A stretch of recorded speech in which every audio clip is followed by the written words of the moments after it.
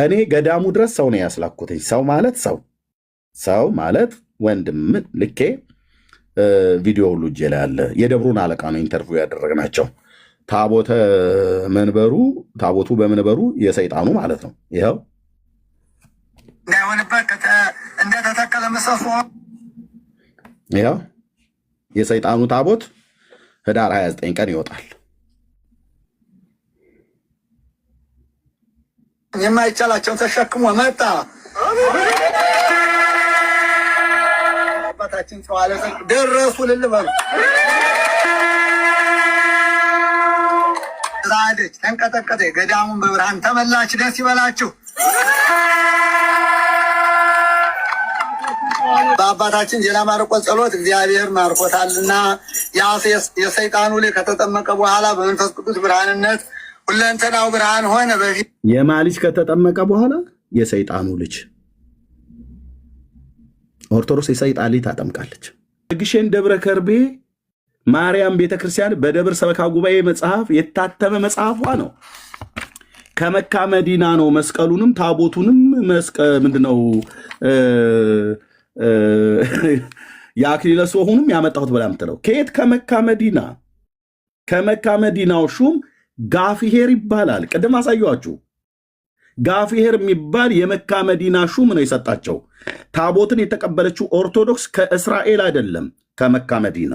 መስቀል ከመካ መዲና፣ እሾህ አክሊሉን ከመካ መዲና። ኦርቶዶክስ አላህ አክበር ነው ማለት ያለባት። ከመካ መዲና ነው ያመጣችሁት። የራሳችሁ ቤተክርስቲያን ታሪክ ማለት ነው። ይሄኛውንስ አያውቀውም። ማነው ኦርቶዶክሳዊ ገብቶ ሊመልስልን የሚችል? ይሄንን የዘመናት ውሸትን እንዴት እንደምናፈራርሰው በራሳችሁ ታሪክ ታዩታላችሁ። ማነው እስቲ አንድ ኦርቶዶክሳዊ መጥቶ አውቃለሁ በዚህ ጉዳይ ላይ በደንብ ቤተክርስቲያኔ በትክክል ነው ያለችው፣ ዳጊ አፍህን ያዝ፣ ሜሎስም አፍህን ያዝ፣ ኤርሚያስም ጭጭ በል፣ የምን መዋሸት ነው ብሎ የሚል ሰው ካለ እስኪ ይምጣት። ለስንት ነገስታት ነው ያከፋፈለችው? በአዲስ መጋዝ ቆራርጣ ለስንት ነገስታት ነው ያከፋፈለችው? ኢትዮጵያ ውስጥ የመጣው ግማደ መስቀሉ የሚባለው ምን ያህል ይሆናል? ቁመቱ፣ እርዝመቱ፣ ውፍረቱ። እሺ ቴንኪው። እና ስካንትራ ነው የሚባለው ስምህ? ኦኬ አይ ነው። ስካንትራ። እሺ ቴንኪው። ከየት ቤተ እምነት ነው ወንድማችን? ከኦርቶዶክስ። ያው እኔ ስላልክታች ኮሜንት ስለጻፍክ ነው ያስገባው። ቴንኪው። ለስንት ነገስታት ነው ሌኒ ንግስት መስቀሉን ባገኘችው ሰዓት ላይ ቆራርጣ የሰጠቻቸው ወንድማችን? አመሰግናለሁ። ቴንኪው። ለመሆኑ ይሄ አሁን የምትለው ነገር በሙሉ ለህይወት ይጠቅማል? አይጠቅምም። ቆሻሻ ነገር ስለሆነ እናንተ ግን ለህይወት ይጠቅማል ብላችሁ ስለያዛችሁት እንደማይጠቅማችሁ ስርዓት ያዝ። ቆሻሻ አትበል። ቆሻሻ አንተ ነህ። ይጠቅማል ብለህ ስትለኝ ቆሻሻ ነው አይጠቅምም ነው ያልኩህ። አትጮህ፣ ግድ የለህም።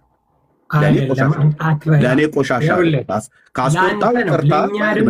እኔና የጠየቀኝ እኔን እኮ ነው የጠየቀኝ ወንድም አለም። ቆይ አትቆጣ እንጂ ካስቆጣሁም ይቅርታ እኮ አልኩህ።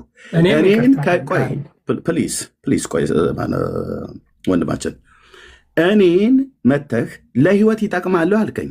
አይጠቅምም፣ ቆሻሻ ነገር ነው አልኩህ። ለህይወት የሚጠቅመውማ ለእኔና ለአንተ በመስቀል በእንጨት መስቀል የተሰቀለው ቤዛ የሆነን የቅዱስ እግዚአብሔር አብ የባህሪ ልጁ ከቅድስት ድንግል ማርያም ሰው ሆኖ የተወለደው የዳዊት ልጅ እሱ ነው ለእኔና ለአንተ ለህይወት የሚጠቅመን። ይሄንን ማወቅ ግን ምን ይጠቅማል? ለህይወት ይጠቅማል ወይ ብለህ ስትለኝ አይ ይሄ ቆሻሻ ነው አይጠቅምም አልኩ። አንተ ለቆሻሻ አይደለም ብለህ የምትል ከሆነ ለህይወት ከጠቀመ እኔ ልጠይቀህ የሚገባውን ጥያቄ ለእኔ ጠይቀኝ፣ ስታበቃ እኔ ስመልስልህ አትቆጣ። አንተ ለህይወት ይጠቅማል ይሄ ታሪክ? ለእኔ ይጠቅማል፣ ለአንተ አይጠቅማል። ቴንኪው። በቃ እንግዲህ ቆሻሻ ስላልኩ ይቅርታ። ለአንተ ለህይወት ይጠቅማል፣ ለህይወት ይጠቅማል። እሺ ለሱ ነው ለህይወት የሚጠቅመው። ኦኬ ቆይ እሺ፣ ለህይወት ይጠቅማል። ቴንኪው። በአንተ መረዳት ማለት ነው። በእናንተ መረዳት ለህይወት ይጠቅማል፣ በአንተ መረዳት። ቴንኪው ወንድማችን። ሶሪ። እንግዲያው ለህይወት ከጠቀመ እሌኒ ንግስት መስቀሉን ከተቀበረበት ስታወጣው ታሪኩን ታውቀዋለህ ብዬ አስባለሁ። እኔም ስለማውቀው ከተቀበረበት ከወጣ በኋላ ለሆኑ ነገስታት ቆራርጣ አከፋፍላለች በመጋዝ። ለስንት ነገስታት ነበር ቆራርጣ ያከፋፈለችው መስቀሉ? ስንት ቦታ ነበር የተቆረጠው? ስለምታውቀው ታሪኩን አሁንም ወደ ጥያቄ እገባለሁ። እኔ ጥያቄ እየጠየቅኩህ ለህይወት ይጠቅማል ብለህ ያልከኝን ታሪክ ለህይወት፣ ለሰዎች ደህንነት፣ ለሰዎች የተጻፈው የእግዚአብሔር መንግስት እንድንወርስበት የተጻፈው ገድልና ተአምር ይህንን እንድታስተምርና ይህንን እንድትነቅፍ ነው ወይስ መጽሐፍ ቅዱስ አንዴ ለእኔ ለእኔ ነው ያልኩት። ቁርአን ለእስልምና ይጠቅማል፣ ትክክል ነው። ገድላት፣ ድርሳናት ለኦርቶዶክስ ይጠቅማል፣ ትክክል ነው። ለአንተ ደግሞ 66ቱ አሃዱ ለአንተ ይጠቅማል፣ ያ ለአንተ ነው። ስለዚህ በዛ ላይ 66 በምንግባባው ላይ ነው እንጂ የምንወያየው በማንግባባው በማያገባ ላይ አንተ በማያገባ ገብተህ ለምን ትፈተፍታለህ ነው ጥያቄ። እሺ አይመለከትም። ቴንክ ዩ ወንድማችን። አያገባችሁም እያለ ነው ወንድማችን። ለምን ጌታችን መድኃኒታችን ኢየሱስ ክርስቶስ የተሰቀለበት የእንጨት መስቀል እኛን ኦርቶዶክሳውያኑን እንጂ ካቶሊካውያኑና ወንጌላውያኑን አይመለከታችሁም። እኛ ያድናል ብለን ብንል ከሳውዲ ነው ያመጣኑ፣ ከኢየሩሳሌም ነው ያመጣኑ፣ ከሮም ነው ያስገባኑ። የፈለገንን ነገር ብንጽፍ የፈለገንን ብናስተምር እናንተ አያገባችሁም፣ አፋችሁን ያዙ እያለን ይሄ ወንድማችን። ለምን ጌታችን ኢየሱስ ክርስቶስ ስለተሰቀለበት መስቀል እናንተን አይመለከታችሁም፣ እኛን ነው የሚመለከተን አለ። እንደዛ ነው በተዘዋዋሪ። ኦኬ እሺ፣ እኛን አይመለከተን፣ ችግር የለውም። የሚመለከተንን ቦታ አሳያለሁ። እኔ እያልኩ ያለሁት ለህይወት ይጠቅማል ብለህ ያልከው ታሪክን ይሄንን ግማደ መስቀሉ ጌታ የተሰቀለበት የተባለውን መስቀል እሌኒ ንግስት አስቆፍራ ከጉድጓድ አወጣችሁ በ300 ዓመቱ። ከዛስ ለስንት ነገስታት ቆራርጣ አከፋፈለች። ወደ ኢትዮጵያ የመጣው ግማደ መስቀሉ እርዝመቱ ምን ያህል ያክላል ነው የኔ ጥያቄ። እሱ ለኦርቶዶክስ እንጂ ለአንተ አያስፈልግም ነው ጥያቄ መልሴ። እንግዳው ሊመልስልኝ ስላልፈቀደ ያስፈልገው እንጂ እኛ ማወቅ ያለብንን ነግረህናል። መጠየቅ ያለብንን ቤተክርስቲያን የምታስተምረን ሄደን እንጠይቃለን። ማወቅ ያለብን እናውቃለን እንጂ አንተ ሌላ እምነት ከሌላ እምነት መተህ ይህንን ጠይቀኝ ይህንን ልታስተምረኝ ልቀበልም ልነግርህም ፈቃደኛ አይደለሁም። እኔ የምጠይቅህ ይልቅ መጽሐፍ ቅዱሳዊ የሆኑ ነገሮች አሉ። እሱ ላይ ለምን አንበረታም? ለምን መጽሐፍ ቅዱሳዊ የሆኑ ጥያቄዎችን ለምን አንጠይቅም? ለምንድን ነው ወደዚህ ወደማይሆን ነገር ውስጥ ገብተህ ምን ዘባረቀው? አልገባኝም። እኔ ይሄ ለሚያምኑት ነው፣ ለማያምኑት ተወላቸው። ድንጋይ ለሚያምን ድንጋይ እምነቱ ነው።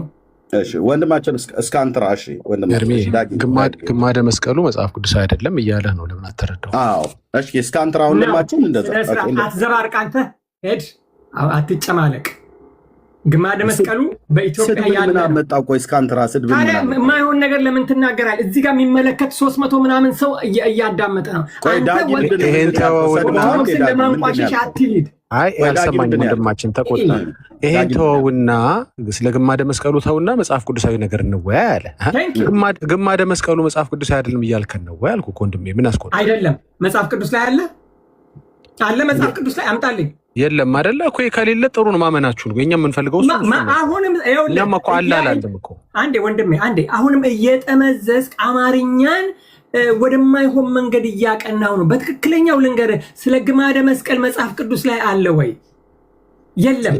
ስለ ድርሳን መጽሐፍ ቅዱስ ላይ እንወያይ። መጽሐፍ ቅዱስን ተናገር እንጂ ስለዚህ ለምንድን ነው ምን ይመለከታል ነው። ኦኬ ቴንኪው። አሁን ጥሩ መለሰለን እስካንትራ ቴንኪው። ስምህን እንደብሳሳት በመድኃኒዓለም ምሕረትን ታደርግልኛለህ። ጥሩ ነገር ተናገረ። ግማደ መስቀሉ ብሎ የሚለው ነገር መጽሐፍ ቅዱሳዊ አይደለም እያለ ነው ወንድማችን። ስለዚህ ኦርቶዶክስ መጽሐፍ ቅዱሳዊ ያለውን ነገር ሰብስቤ አምጥቻለሁ። አንዴ ግሸን ነው፣ አንዴ ደብረ ብርሃን ነው፣ አንዴ አሁንም አትሳሳት። ወንድማለም አንዴ ነው። አሁንም አማርኛን እየለወጥክ ነው። ንግግሬን አላስተካከልክም። ንግግሬን ያለ አግባብ እየተጠቀምክበት ነው። ንግግሬን እየቀየርከው ነው። ንግግሬ እኔ እየሰሙኝ ነው። በአግባቡ ልናገር። አንተ ልታስተካክለው አትችልም። እያስተካከልክ እያጣመምክ ነው። ይቅርታ እንግዲህ ታጣመኑ ከሆነ አሁንም ልድገምልህ። የኔ ወንድም ልድገምልህ፣ ይቅርታ አድርግልኝ። አሁንም ልድገምልህ። ስለ ግማደ መስቀሉ ከሆነ የኢትዮጵያ ኦርቶዶክስ ቤተክርስቲያንን ተከታይ አማኞችን ነው እንጂ የሚመለከተው እናንተን አይመለከትም። ለዚህ ቤት የከፈቱን እኮ እስካንትራ ቤት የከፈቱን እኮ ኦርቶዶክሳውያን ንጉቡ ብለን ከእናንተ እኮ ለመስማት ፈልገን እኮ ነው። አሁን ይኸውልህ አንተ ኦርቶዶክሳዊ ሆነ ቅድም የነበሩት ኦርቶዶክሳውያኑ የገቡት ንጉቡ ኦርቶዶክሳውያን እናንተ ስለሆናችሁ ታሪካችሁን የምታውቁት ኑና ንገሩን፣ እንወቅ፣ አሳውቁን እኮ ነው የኛ ጥያቄ። ኦኬ አሁን እኛ ቆይ አድምጠኝ እስካንትራ እሰጥሃለሁ። አሁን አንተም ባላስገባህ ኖሮ እኔ ልመልስ ብለህ ስላልክ ነው ያስገባሁ ታች ኮሜንት ላይ ማለት ነው። ሌሎቹን ኦርቶዶክሳውያን ሳናስገባ እኔና ዳጊ ሜሎስ እህቶቼ ሆነን እዚህ ዝም ብለን ብናወራ እናንተን አይመለከታችሁም። የታሪኩ ባለቤቶች እናንተ አይደላችሁም። ስለዚህ ቤት ዘግታችሁ እርስ በርስ ሜሎስ ከዳጊ ዳጊ ለኤርሚያስ ኤርሚያስ ለመርሲ እንደዚህ ያላችሁ የምታወሩት ነገር በማይመለከታችሁ በሰው ታሪክ ውስጥ ነው። ታሪኩን የሚያውቀው ባለቤቱ ስለሆነ እኛ ልታስገቡን ይገባል ብለህ ብትለን ተገቢ ነው። እኛ ግን ይህንን ብላችሁ ሳትሉም በፊት ኑና ግቡና ባለ ታሪኮቹ እናንተ ስለሆናችሁ፣ ባለ ግማዶቹ እናንተ ስለሆናችሁ፣ ባለ ታቦቶቹ እናንተ ስለሆናችሁ፣ የሁሉ ነገር ምንጭና የሁሉ ነገር አፍላቂ የሁሉ ነገር ፈጣሪ እናንተ ስለሆናችሁ በምድሪቱ ላይ ኦኬ ፈጣሪ የሚለውን አድመጠኝ።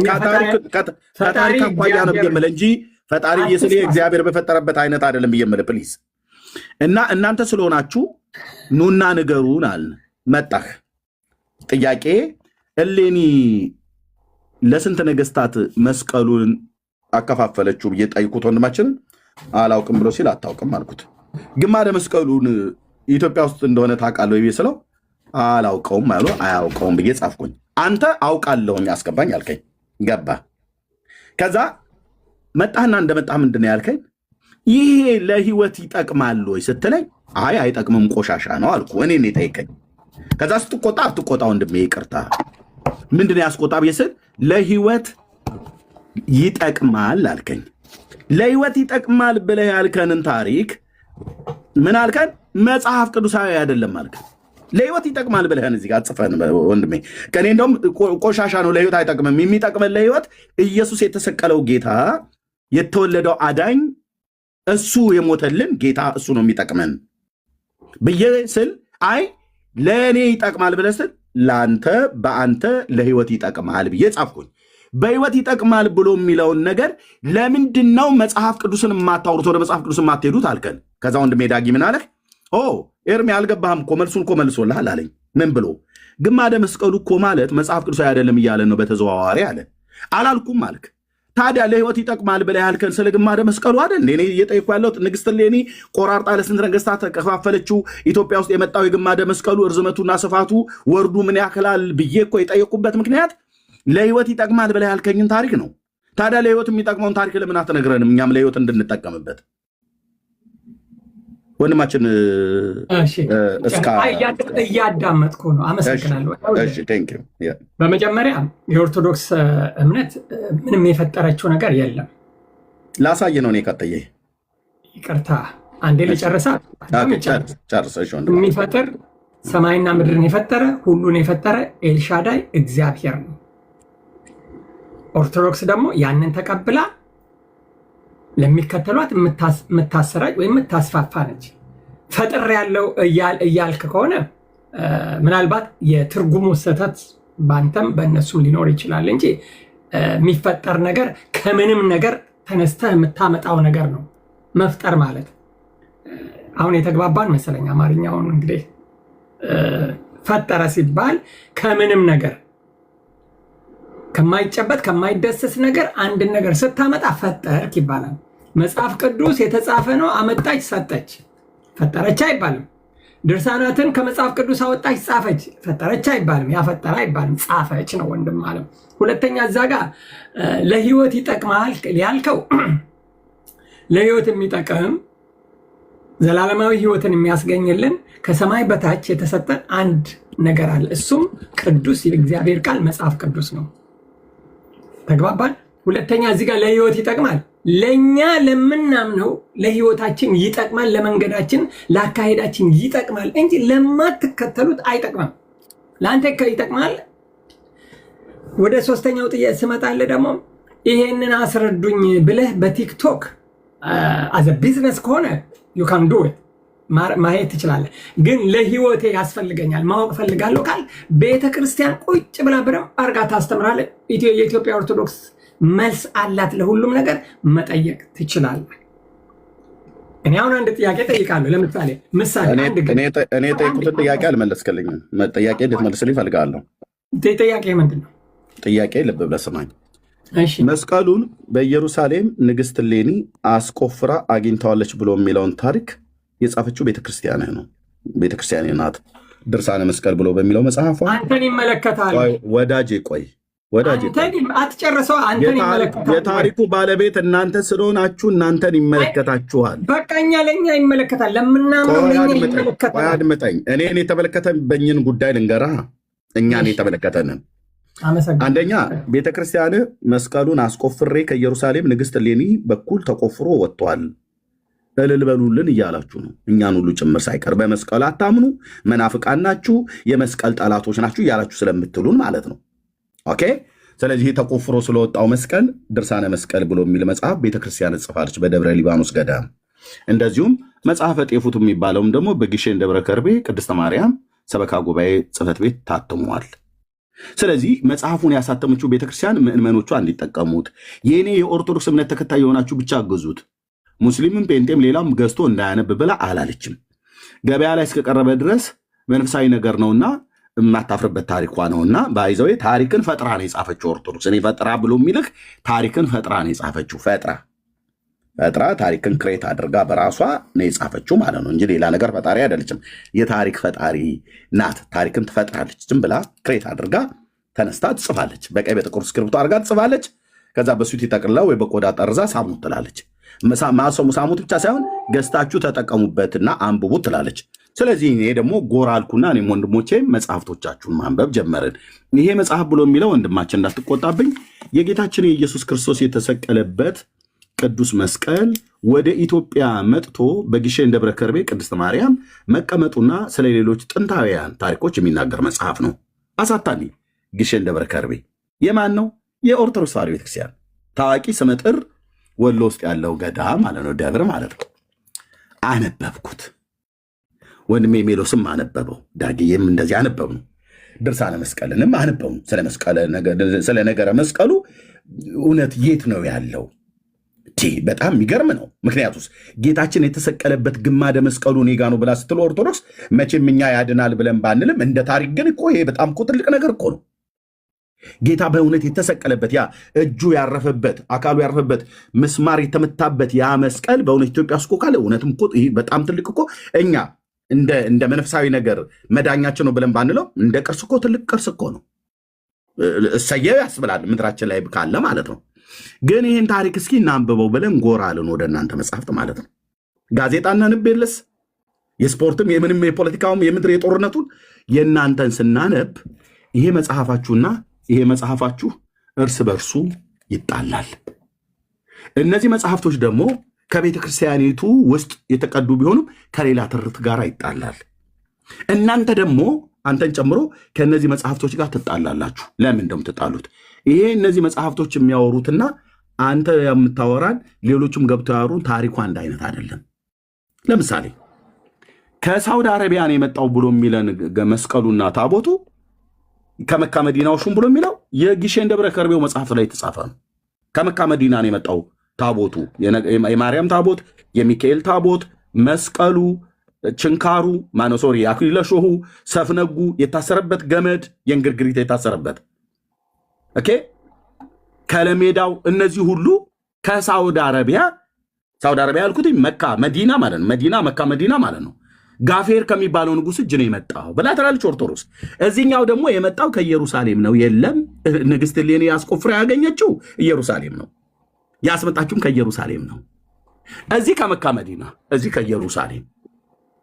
ስለዚህ መጽሐፍቶቻችሁ ራሱ ይጣላሉ ማለት ነው። ታሪካችሁ እርስ በርስ ይጣላል። ይሄ በደብረ ሊባኖስ፣ ይሄ በግሼን ደብረ ከርቤ የተጻፈ የኦርቶዶክስ ተዋሕዶ ቤተክርስቲያን ታዋቂ ደብር በሆኑት በሁለቱ ደብር ውስጥ የተጻፉ በሁለቱም ደብር ውስጥ ያሉ በራሷ ልጆች የተጻፉ ታሪክ እርስ በርስ እንደ ደጋ በግ ይዋጋል። እኛ አንባቢዎቹን ግራ አጋባን። እናንተማ ዝም ብላችሁ ነው የተቀመጣችሁት።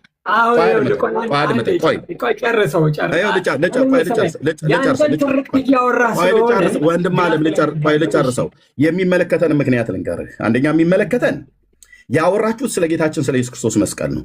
ስለ ነቢዩ መሐመድ ብታወሩ ኖሮ አይመለከተንም። ሁለተኛ ያወራችሁት ስለ ቃል ኪዳኑ ታቦት ነው። ያወራችሁት ስለ ሰንበዲ ስለ ቡዳ በቦርጫሙ ቡዳ የተባለው ሂንዱዝም የተባለው ስለ እሱ አንድ ቅርስ ቢሆን ኖሮ አይመለከተንም። ያወራችሁት ስለ እግዚአብሔር የቃል ኪዳኑ ታቦት ነው። እሱ የእግዚአብሔር የቃል ኪዳኑ ታቦት ደግሞ በሙሴ ዘመን የነበረው እስራኤላውያን ብሉይ ኪዳን ላይ ይጠቀሙበት የነበረው ነው።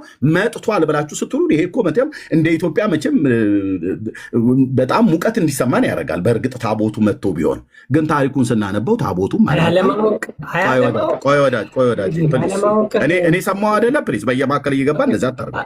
ልክ እንደ ድምፅ ትልቅ ሰው ነው። እንደ ትልቅ ሰው እናወራ። አይ ቲንክ በጨዋነት ነው ያወራኸኝ እና እግዚአብሔር ይስጥልን። ሚዩት አድርገውና እኔም ደግሞ እሰጥሃለሁ። እንደዚህ እናወራለን። ስለዚህ አነበብኑ የታቦቱ ጉዳይ እንዴ ዳጊ ምን ሆነ ነው ሜሎስ? የሙሴ ታቦት ኢትዮጵያ ውስጥ ከመጣ የመጣበትን አመጣጥ ኦርቶዶክስ ተዋሕዶ ቤተክርስቲያን ጥንታዊት ቤተክርስቲያን እንደመሆኗ መጠን የጻፈችውን ታሪክ እናንብበው ብለን ስናገላብጥ 4 መጽሐፍ እርስ በርስ ይጣላል። እጄ ላይ ያለ 4 መጽሐፍ አሁን ዘረጋዋለሁ። 4 መጽሐፍ በታቦቱ አመጣጥ ጉዳይ እርስ በርስ ይጣላል። 2 አይደለም 3 መጽሐፍ ድርሳነ መስቀል ብቻ ሳይሆን ነገረ መስቀል የሚል መጽሐፍ አላት። ነገረ መስቀሉም ድርሳነ መስቀሉም መጽሐፈ ጤፉትም ስለ መስቀሉ አመጣጥ 3ቱ መጽሐፍቶች እርስ በርስ ይጣላሉ። ኦኬ እኔ አሁን መጣላታቸውን ተው። ለነገስታቱ ስንት ነገስታት ቆራረጠችና አከፋፈለች ብዬ ስለ አንተ አላወቀውም። ስለዚህ ላንብብልህ እና የቤተክርስቲያኒቱ ውሸት ወይስ እውነት እዚህ የምናወራው ለምን አንደኛ እናቶች፣ አባቶች፣ እህቶች፣ ወንድሞች፣ ዘር፣ ሐረግ፣ ጎሳ፣ ትውልድ አለን። እኛ በክርስቶስ ኢየሱስ አምነን ስንወጣ ቤተሰቦቻችን ገና በዚህ ተረት ታስረው ተይዘዋል። ስለዚህ እኔ ስለ እናቴ፣ ስለ አጎቶቼ፣ ስለ አክስቶቼ፣ ስለ አያቴ ልጆች፣ ስለ አጎቶቼ ልጆች፣ ስለ ዘመዶቼ ሁሉ ነው የምጮኸው፣ ስለ እናንተም ጭምር ማለት ነው። እኔ ወንድሞቼን ነፃ ማውጣት ፈልጋለሁ ከኦርቶዶክስ ተረት ማለት ነው። ፕሊዝ እኔማ ነፃ ወጣሁ እኮ ቆየሁ። የዛሬ ማርዘሜን ይቅርታ ወዳጅ ላለመሳደብ ሞክራለሁኝ። አልተሳደብኩም፣ ግን ተሳድቤም ከሆነ በጣም ይቅርታ። ቃላቶችህ ስድብ ናቸው። ምን አባት ማለት እኮ ይቀላል። በቃላት ችግር የለሽ፣ አስተካክላለሁ። እንግዲህ ያው እንትን ብዬ ነው አስተካክላለሁ። ግን እንደምንም ታገሰኝ በመድኃኒዓለም። እኔ ለምንድን ነው ጥያቄ ጠይቄሃለሁ። አላውቀውም ብለህ ስላልከኝ እናንተን ምን ያደርግላቸው የእናንተ ታሪክ አይደለም ብለህ ስላልከኝ፣ ስለዚህ የታሪኩ ባለቤት የሆነች የኢትዮጵያ ኦርቶዶክስ ታሪክሳን ይሄንን መስቀል ተቆፍሮ በወጣበት ለስንት ነገስታት አከፋፈለች ብላ ትላለች ንግስቲቱ? ለ70 ነገስታት። 70 ነገስታት ስንት ያህል ዕጣ ደረሳቸው? ስንዝር የሚያክል ተቆርጦ ሰጣቸው። ስንዝር። ሌላውን ውሸት ይውልኝ። የቱ ጋ ነው ብሎ የሚለው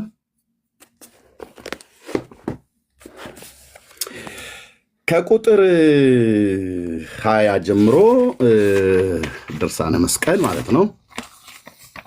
በደንብ ቆንጆ የአንባቢዎች ስለሆንን በደንብ አንብበን ነው የምናወራው። ነገርየው ቀላል አይደለም። ታሪክ ስለሆነ በደንብ መነበብ አለበት። በ23ኛው ምዕራፍ ገጽ 215 ጀምሮ ይጀምራል። ሜላ ታውቀዋለህ ዳግሻዬ። እዚህ ክፍል ላይ ነገስታቱ 70 ነገስታት ናቸው። ለእነዚህ 70 ነገስታት በጣም ሰፊ ክፍል ስለሆነ እኔ እያንዳንዱን ያነበኩት እንደዚህ ነው የማነበው። ሳነብ እንኳን ራሱ ያለ እንጂ ዝም ብሎ በእንቶ ፈንቶ አይደለም የማነበው። በዚህ ክፍል ላይ ገብርኤል ተገለጠላት መልአኩ። መስቀሉን የት ነው ያኖሩት አይሁዳውያን ብላ ስጠይቀው እኛ አናቅም አላት። የመስቀሉ ነገር ለእኛ ለመላእክት አልተገለጠም፣ ለመላእክት ማህበር አልታወቀም፣ አልተገለጠም አላት። ይኸው እዚህ ጋር ምን እንደሚል ይልኝ። ገብርኤልና እሌኒ በተገናኙበት በወርሃ መጋቢት በ18ኛው ምዕራፍ በገጽ 169 ላይ ባለው ላይ ያው ስሙ ገብርኤል የሚባል መልአክ ወደ እሷ ተላከ። ከዛ መጥቶ እንደውም ገብርኤል ነኝ አላት። ከዛ እሌኒም ብላ ጠየቀችው ይላል። ገብርኤል ወይ ብላ ስትለው ስለ ክርስቶስ መስቀል ንገረኝ አለችው። ይህንን በእግዚአብሔር ልጅ የከበረ ዕፀ መስቀሉን ስለ ክብሩና ስለ ልዕልናው ተመቅኝተው ክፉዎች አይሁድ የቀበሩበትና የደፈኑበትን ቦታ አሳየኝ አለችው መልአኩን። ልብ በሉ ኦርቶዶክስን ዝም ብለን አይደለም ምንተቸው። ጴንጤንም ቢሆን እኮ እንተቻለን። የእኛ ቤተክርስቲያን ብለን አንተውም። ትክክል ያልሆነ ነገር ከተናገርክ ካቶሊክ የለ፣ አይሁዳዊ የለ፣ ኦርቶዶክስ የለ፣ ዳጊ የለ፣ ሜሎስ የለ፣ ኤርሚያስ የለ፣ ሜርስ የለ፣ ማንም ይሁን ማንም ትተቻለን። ማንም ይሁን ማንም ባጠፋው ነገር ትነቀፋለን። እኔም እነቀፋለሁ። በጻፍከው፣ በተናገርከው፣ በጻፍኩት፣ በተናገርኩት፣ ባነበብኑ ትክክል ካላነበብን መተቸት አለብን። ትውልድን በእንደዚህ አይነት በስተት ትምህርት ማንም መርዞ መግደል የለበትም። ያም መልአክ ይላታል ቁጥር 6 ያም መልአክ እሌኒን መልሶ የጌታ ክርስቶስን የመስቀሉ ነገር እጹብ ድንቅ ነው። ወልድ በአባቱ እቅፍ እሪና በቅንፍ ማለት ነው በስልጣን በልዕልና እያለ በዚህ አንቺ በምጠይቅኝ መስቀል ላይ ተሰቅሎ የመልአከ ሞትን ዲያብሎስን ስልጣን አጠፋ። መልአከ ሞት ዲያብሎስ ሊቋቋመው ወደ እርሱ ሊተላለፍ አይቻለውምና አላት። የክብር ባለቤት ጌታችን ፈጣሪያችን ኢየሱስ ክርስቶስ የተሰቀለበት የከበረ መስቀሉ አንዴ ጠብቆኝ ወንድሞቼ፣ የክብር ባለቤት የጌታችን የፈጣሪያችን የኢየሱስ ክርስቶስ የተሰቀለበት የከበረ የዕፀ መስቀሉ ነገር እኛ አላት። ገብርኤል ነው የሚያወራት። እኛ የመላእክት አንድነት ማህበር መርምሮ መረዳትና ድርሱን ማወቅ ተስኖናልና ብሎ መለሰላት ይላል።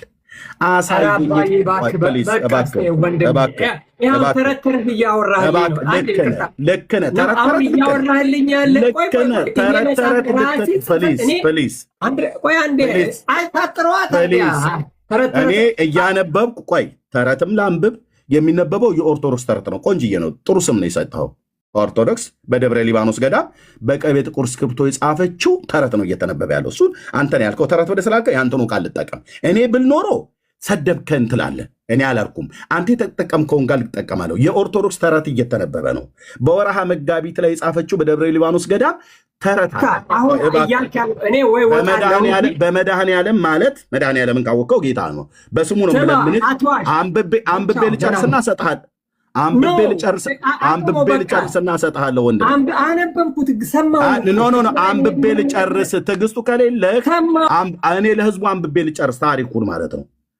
አይኖ ተረት እንደሆነ ስለገባ ተረቱን መስማት ትዕግስት እንዳጣህ ገብቶኛል። የእኔ ተረት ከሆነ እኔ እንግዲህ ጴንጤ ነኝ። ልብ በሉ ወንድማችን፣ የአንተ ተረት ነው ብሎ ሲለኝ እዩ ጩፋ በካራት የሚያወጣውን ሄደ ለምን አትገጽጸውም? ግድ ከፈለገ እባክህ ሚዩት አድርጉልኝ ወገኖቼ፣ ሚዩት አድርግልኝ። ሰውየው እኔ እዩ ጩፋ አይደለም በካራቴ በቴስታ ያስወጣው በማስም ነው። አልተጠየቅም። ይኸው አሳታሚው ደብረ ሊባኖስ አንድነት ገዳም ነው እየነት ያነበበ ያለው የደብረ ሊባኖስ አንድነት ገዳም ተረት ነው እየተነበበ ያለው። እባክህ አንብብበት። በመድኃኔዓለም ነው የምለምንህ። ለጌታ ስም እንኳን ራሱ ክብር አሰጥም። በመድኃኔዓለም ስለምንህ መጽሐፉን ላንበብ ነው እያልኩ ያለሁትኝ።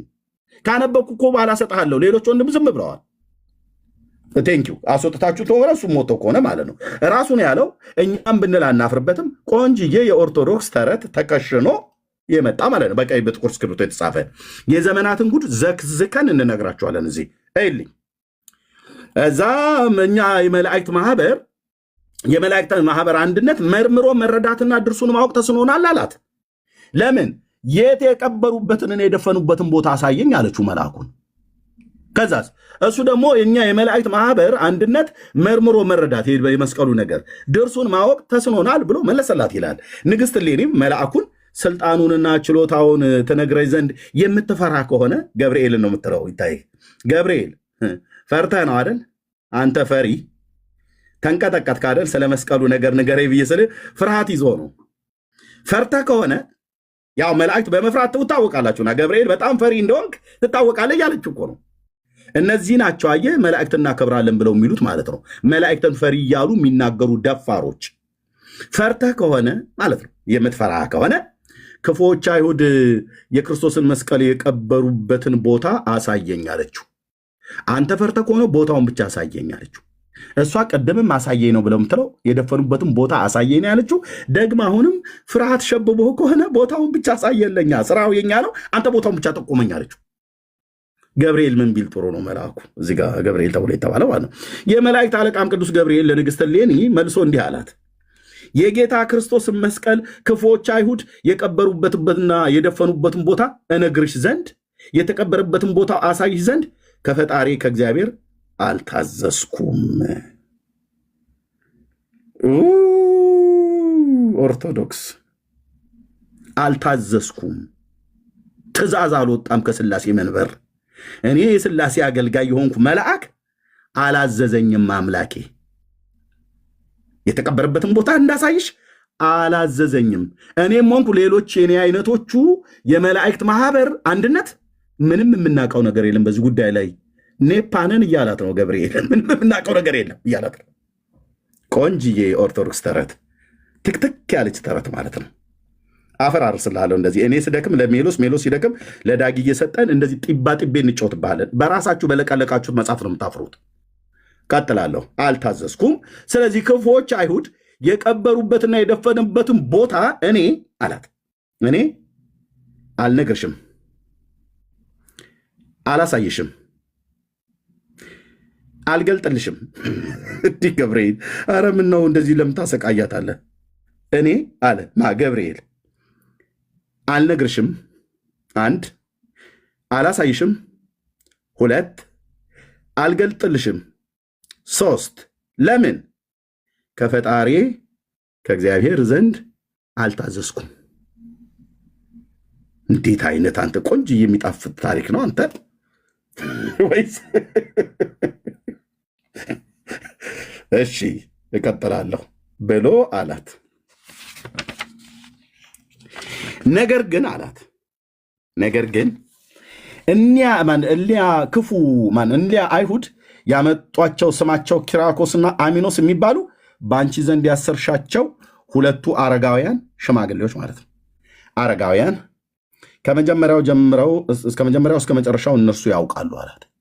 ሽማግሌዎቹ ያውቃሉ። አይሁዳውያን ሽማግሌዎች ኪራኮስና አሚኖስ የሚባሉት እነሱ ያውቃሉ የት እንደተቀበረ። እኔም ገብርኤል ሆንኩ፣ ሌሎቹ ነገደ መላእክት የቱ ጋር እንደቀበሩት ምንም የምናውቀው ነገር የለም።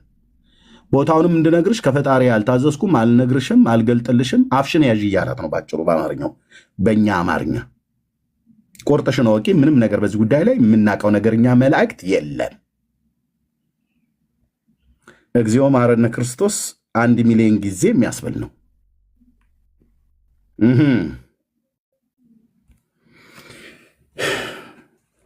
እስከሚነግሩሽ ድረስ አላት እነዚህን አረጋውያንን አጽንተሽ መርመሪያቸው፣ በረሃብና በጥም ብዙ ካስጨነቅሻቸው በኋላ ይነግሩሻል አላት። አስረቢያቸው። እነዚህን ሽማግሌዎች አረጋውያን ናቸው። አስረቢ። ይህ ሽማግሌ አንጀቱ እስከሚጣበቅ ድረስ እህል ከልክዩ፣ ውሃም እንዳሰጫቸው። መርምሪያቸው ብሎ የሚለው ውስጥ ዱላ ሁሉ አለበት። አሳያለሁ እዚሁ መጽሐፍ ላይ። ወፌላ ላይ የሰቀለች ሽማግሌ እንድትጫወትባቸው ማን ነው መካሪው? ገብርኤል። የገብርኤል ምክር ሽማግሌ አሰቃይና ሽማግሌዎቹ ስለሚያውቁ እነሱን እያሰቃይሽ በረሃብና በጥም በድብደባ እዛ ስታሰቃያቸው ስታስጨንቂያቸው በኋላ ይነግሩሻል አላት። ከዛስ ይህንንም ነገር ለንግሥት እሌኒ ከነገራት በኋላ ያም ከልዑል ከእግዚአብሔር ዘንድ የተላከ ብርሃናዊ መልአክ አልፎ ሄደ፣ ከእርሷም ተሰውሮ ወደ ሰማይ ያረገ ይላል።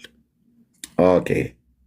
ከዛስ መስቀሉ ተገኘ፣ አባቱ ተገኘ እንደሚባለው መስቀሉ ተገኘ። እንሄዳለን ወደ ሌላ ክፍል። መስቀሉ ሲገኝ ያው ገብርኤል የሚባል መልአክ ብቅ አለልህና ትእዛዝ ሰጪ ሆነ።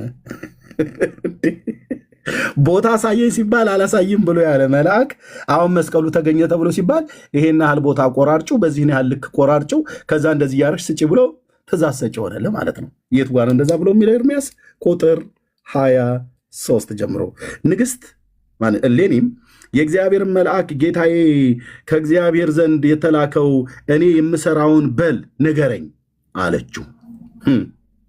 በል የምሰራውን ንገረኝ። ከዚህ በኋላ መስቀሉ ተገኝቷል። ታሪኩ እዚህ ጋር የሚናገረው ማለት ነው። ከዛም ቅዱስ ገብርኤል ለቅድስት እሌኒ እንዲህ አላት፣ እግዚአብሔር ያለሽ እንዲህ ነው አላት። ምኑ ከተገኘ በኋላ? መስቀሉ ከተገኘ በኋላ። ቆንጅዬ ተረት። ቢጫ ሐር ግምጃ ከወርቅ የተሰራ ልብስ ጴዶር የሚባል ግምጃ መጎናጸፊያ ግምጃ ሰማያዊ ህብር ግምጃም በምድርም ላይ አዘርጊ፣ በእነዚህም ልብሶች ላይ የከበረ የጌታን ክርስቶስን መስቀል አስተኘው አላት።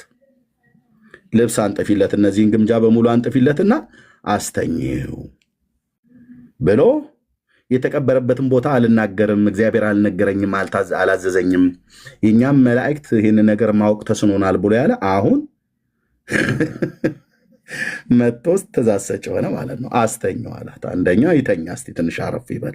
እንዴ 300 ዓመት ተኝቶ አልነበር እንዴ መቃብር ውስጥ? እንደውም ሮጥ ሮጥ ቢል ወክ ያድርግ ነበር መባል የነበረበት። እኔ በዚህ አልቀልድኩ፣ በምን እቀልዳለሁ? አንተ ኤልያስ እኮ ያላግጥባቸው ነበር ይላል። 300 ዓመት ጉድጓድ ውስጥ የተኛ መስቀል ባይዘው፣ ይሄ መስቀል ያወራል። ክፎች አይሁድ እዚህ ቀብረውኛል፣ ልጆቼኑና ጉድጓዱን ክፈቱልኝ ይል ነበረ። እዚህ መጽሐፉ አለ። መድኃኔዓለም ምስክሬ ነው። ይህ ነኝ ያለሁት፣ በዚህ በኩል ቆፍሩ ያለ ማለት ነው። እና ደግሞ ቆፋሪዎቹ ደግሞ ይላሉ፣ አንተ አባታችን የሆንክ የጌታችን የኢየሱስ ክርስቶስ መስቀል ክፎች አይሁድ የት ነው የቀበሩህ ብለው ሲሉት፣ እሱ ደግሞ ከጥልቅ ጉድጓድ ውስጥ ሆነው ልጆቼ እዚህ ነው የቀበሩኝ እና በደንብ አድርጋችሁ ቆፍሩ ቶሎ ቶሎ። ዚስ ኢዝ ኦርቶዶክስ። እና መጣና በል ንገረኝ ብለው ሲላት፣ እግዚአብሔር ያለሽ እንዲህ ነው አላት። አስተኙ ብሎሻል አላት። ይተኛ። 300 ዓመት ጉድጓድ ውስጥ ተኝቶ የነበረው መስቀል አሁን በልብስ ላይ አንጠፈሽ አስተኘው አላት። ከዚህም በኋላ ሌላ እንጨት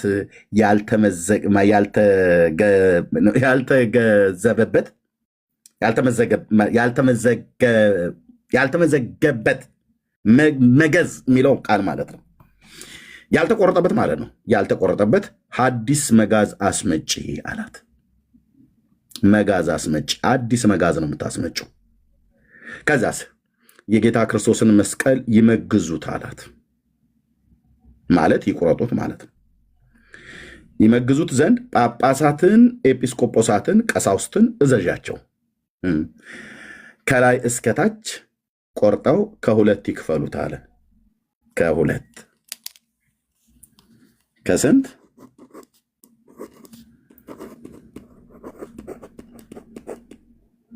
ይክፈሉት አላት። ከሁለት ቦታ ይክፈሉት አላት። የእያንዳንዱ የተከፈለውንም ስንዝር ስንዝር አድርገሽ አስቆርጭ።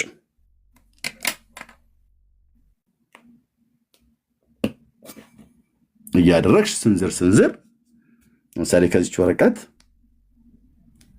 ይሄ ድረስ ማለት ነው። ስንዝር ስንዝር አስቆርጭ። የዚህን ያህል ርዝመት እንዲኖረው ሆኖ ማለት ነው። መቼም ስንዝሩ የመላእክት አይደለም የሰው ነው። ስንዝር ስንዝር አድርገሽ አስቆርጭ። ትእዛዝ ሰጪው ማን ነው? ገብርኤል። የተደፈንበትን ቦታ የማያውቅ እግዚአብሔር ዘንድ ያላዘዘው አሁን በመጋዝ ስንዝር ስንዝር ያህል ለማስቆረጥ ከች አለልህ። በኦርቶዶክስ ተረት ስንዝር ስንዝር አድርገሽ አስቆርጭው። ለሰባ ነገስታትም እያንዳንዱን በስንዝር የተከፈለውን ስጫቸው። የጌታ ክርስቶስ መስቀል እየያዙ ወደ ሀገራቸው ይሂዱ አላት። አሁን ሂሳብ የምትችሉ ሰዎች 410 ሰው እዚህ የምትሰማኝ የምታየኝ፣ ሂሳቡን ትመተዋለህ፣ እናወርደዋለን። አንድ ስንዝር የሰው ክንድ ምን ያህል ሜትር ነው ወይ ምን ያህል ሴንቲሜትር ነው? እታች ቁጭ አርጉት፣ ጻፉት። አንድ ስንዝር፣ በተለይ እንጨት ስራ የምትሰሩ ሰዎች እንደኔ አይነት ሰባኪ ምናምን ነገር አያውቅም። አንድ ስንዝር ስንት ሴንቲሜትር ነው?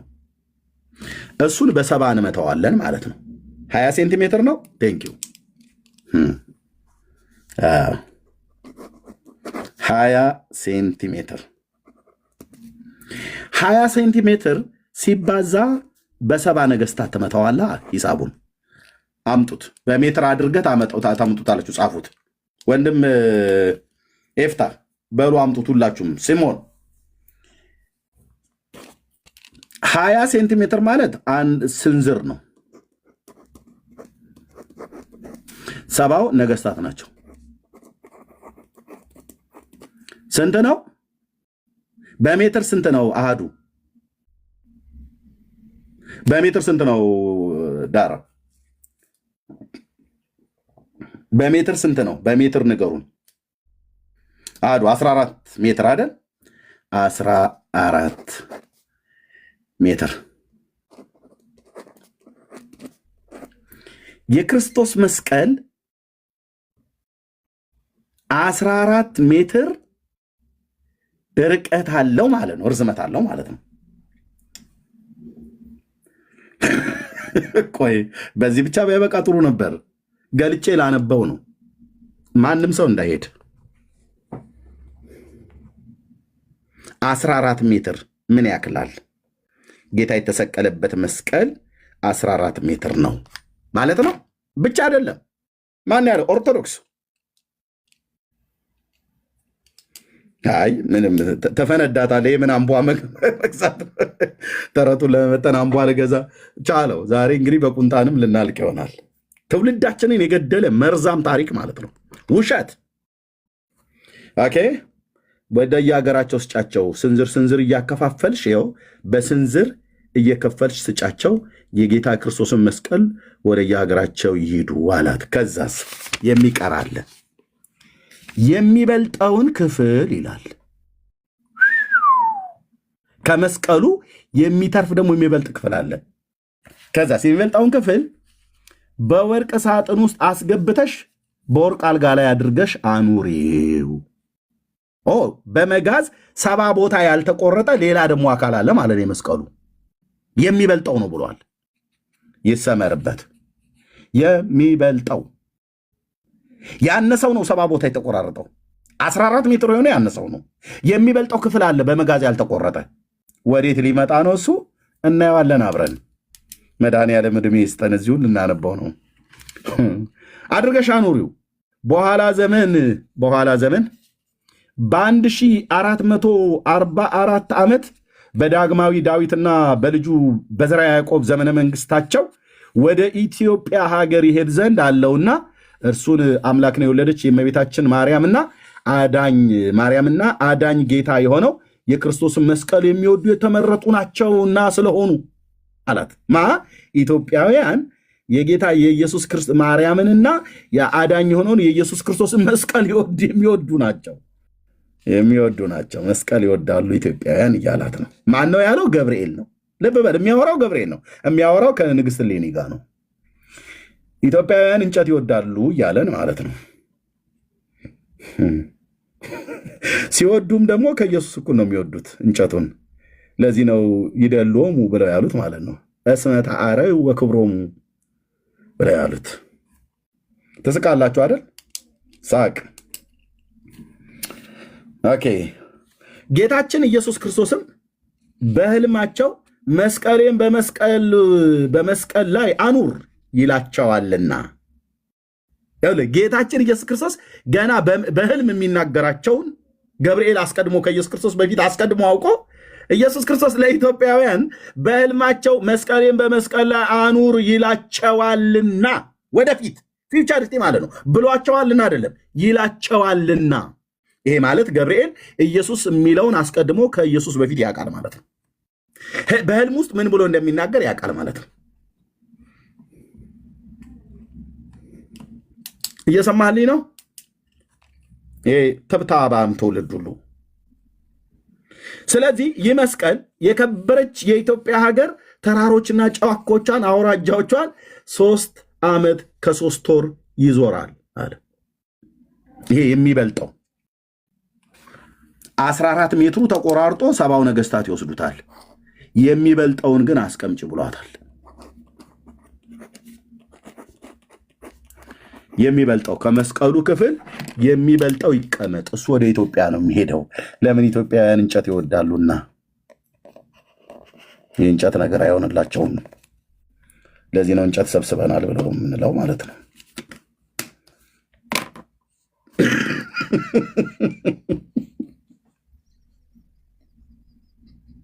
እኔ እኮ በእውነት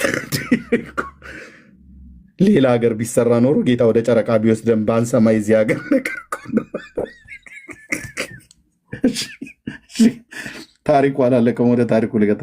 የሚበልጠውን ያላት ገብርኤል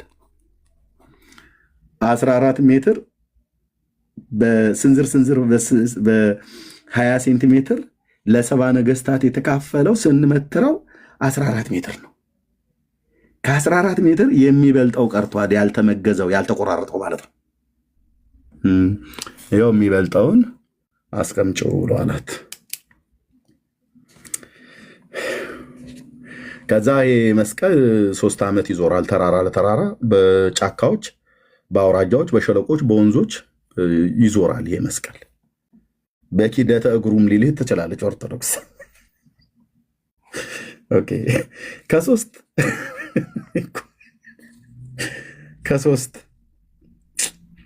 ከሶስት ዓመት ከ3 ወር በኋላ ደብረ ከርቤ ይወጣል። ገብርኤል ነው ይህን ሁሉ የሚናገረው። ልብ በል። ይህችን ቦታ ቀድሞ ደብረ ነገስት፣ ዳግመኛም ደብረ ነጎድጓድ፣ ሶስተኛም ደብረ ከርቤ ተብላለች። ሰለሞን በምስጋናው መጽሐፍ እኔ ራሴ ወደ ደብረ ከርቤ እወጣለሁ እንዳለ አሉን። ሰለሞን የምስጋና መጽሐፍ የሚባል አለው እንዴ? እኔ የማውቀው መክብብ፣ መኃልየ ሰሎሞን፣ ምሳሌን ነው። የኦርቶዶክስ እንኳን ከጨመርኩ መጽሐፈ ጥበብና ምናምን ነገር የሚባለው የሱ ሲራክን ማነው? ጥበብ ወይ ሲራክን አይዶ ነው። ጥበብ መጽሐፈ ጥበብ የሚባለው የሰለሞን ነው ተብሎ ይባላል። መጽሐፈ ምስጋና አይዶ ነው። ሜሎስ በኋላ ካወቀው ይነግረናል። እሺ፣ ከርቤ ማለት ጌታ በዕለተ ዓርብ በተሰቀለ ጊዜ በመስቀል ላይ የተቀበለው የሕማማቱና የሞቱ መዓዛ ነው። ያሬድ እንዲህ ብሏል ብሎ ጌታ በመስቀልነት በሌለው በቀርከሃ ላይ የተሰቀለ አይደለም፣ በእንጨት መስቀል ላይ ነው እንጂ። ያሬድም እንደዛ ይላል ማለት እንደ ጴጥሮስ። የጌታ ክርስቶስ ዕፀ መስቀል ማለት የእንጨት መስቀል በውስጧ ስለሚሆን ይህቺ ቦታ ደብረ ከርቤ ተብላለች ብሏል ይላል። ኦኬ። ስለዚህ መልአኩም ቅድስት እሌኒን ዳግመኛ እንዲህ አላት፣ ለሰባው ነገስታት ስንዝር ሰተሽ፣ የቀደሙ ማለት ነው፣ የተረፈውን ለአንቺ ለራስሽ አኑሪው መስቀሉን። ሌላው አንዱን ክፍል ግን እንደነገርኩሽ ወደ ኢትዮጵያ ሀገር የሚሄድ ይህንን መስቀል ክፋይ በከበረ ዕንቁ መረግድ ጳዚዮን በሚባል በብርና በወርቅ ሶፎር በሚባል ዕንቁ ከ4 ገጽ ለብጩ። ከዚያም ከወርቅ ጋር በተሰራ ግምጃ ልብስ ጠቅልለሽ በታላቅ ምስጋና ክብርና ምስጋና አኑሪው። ይህ እውነት የሆነ ትእዛዝ ለንግሥት እሌኒ ከነገራት በኋላ የመላእክት አለቃ ቅዱስ ገብርኤል ከእርሷ ዘንድ አልፎ ሄደ፣ ወደ ሰማይም ወጣ ይላል።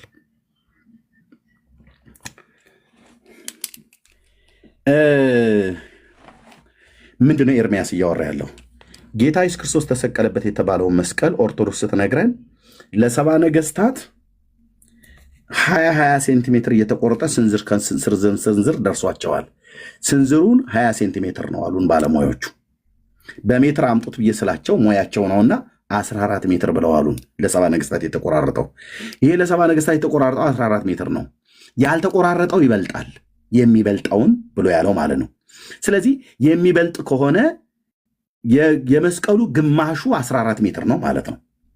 የሚበልጠውን እንተውና ይሄ የሚበልጠውን እኛ አቻ ብለን እንጻፈው፣ እኩል ብለን እንጻፈው። የሚበልጥ ነው የተባለው ልብ በሉ። የሚበልጠውን ምን ያህል እንደሚቀርብ አናቅም፣ ግን ከዚህ ጋር እኩል የሆነውን ስንደምር 14 ብለን እንያዘው። የሚበልጠው ብሎ የሚለውን 14 ብለን እንበለው። 14 ሜትር የሚበልጥ ነው ያሉን፣ ግን እኛ አሳንሰን 14 ሜትር እንበለው። ከዛ ከተቆረጠው እኩል 14 ሲደመር ስንት ነው ማለት ነው? 28 ሜትር ርዝመት አለው።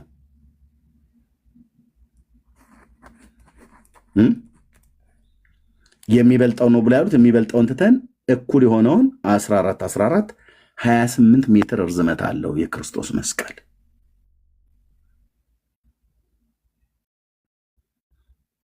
እ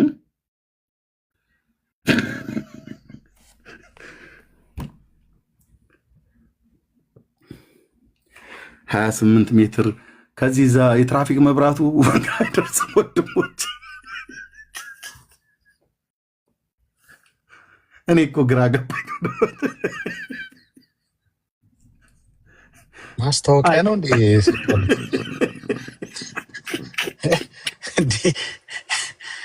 ማስታወቂያ ሲሰቀል ነው በዚህ ርቀት እንደዚህ ዳጊና ሜሎስ ከዚህ በኋላ ብቻ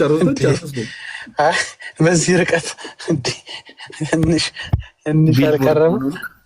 ቢልቦርድ እኮ ነገር አደረጉት እኮ እንዴት ያለ ነገር ነው እንዴ! እናንተ ጨርሱት። ከዚህ በኋላ እኔ በቃኝ። ይህም ብቻ አይደለም፣ ባይዘዌ ከዚህ መስቀል ውስጥ ደም አግኝታ የኢየሱስን ደም ቀጥታ ነው የጠጣችሁ ሴትየዋ። ቫምፓየር ናት፣ የለየላት ጭራቅ ማለት ነው በእኛ አማርኛ። ንግስት እሌኒ ጭራቅ ብለው እንደሚሉት አያቶቻችን ሲያሳድጉን ጭራቅ የሰው ስጋ ይበላል የሰው ደም ይጠጣል ብለው እንደሚሉ ማለት ነው። እሌኒ ቀጥታ ይህንን መስቀል ስታስቆርጠው ከውስጡ ደም፣ ወይን፣ ወተት እና ምንድነው አንዱ የተገኘው እንዳላበላሸው እንዳልቀሰፍ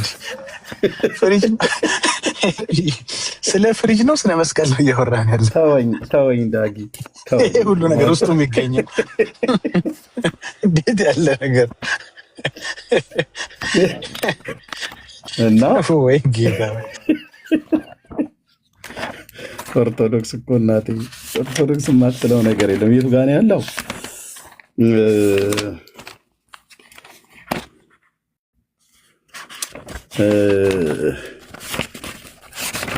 ገጽ 200 ላይ ይመስለኛል። 200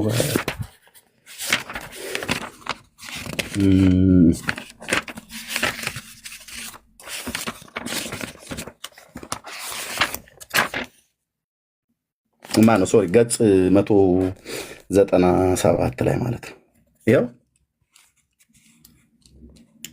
ምንድን ነው የተገኘው?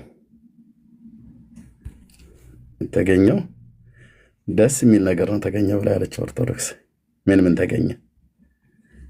የጌታ መስቀል ሲቆረጥ ወደ ጌታ ምን ይላል?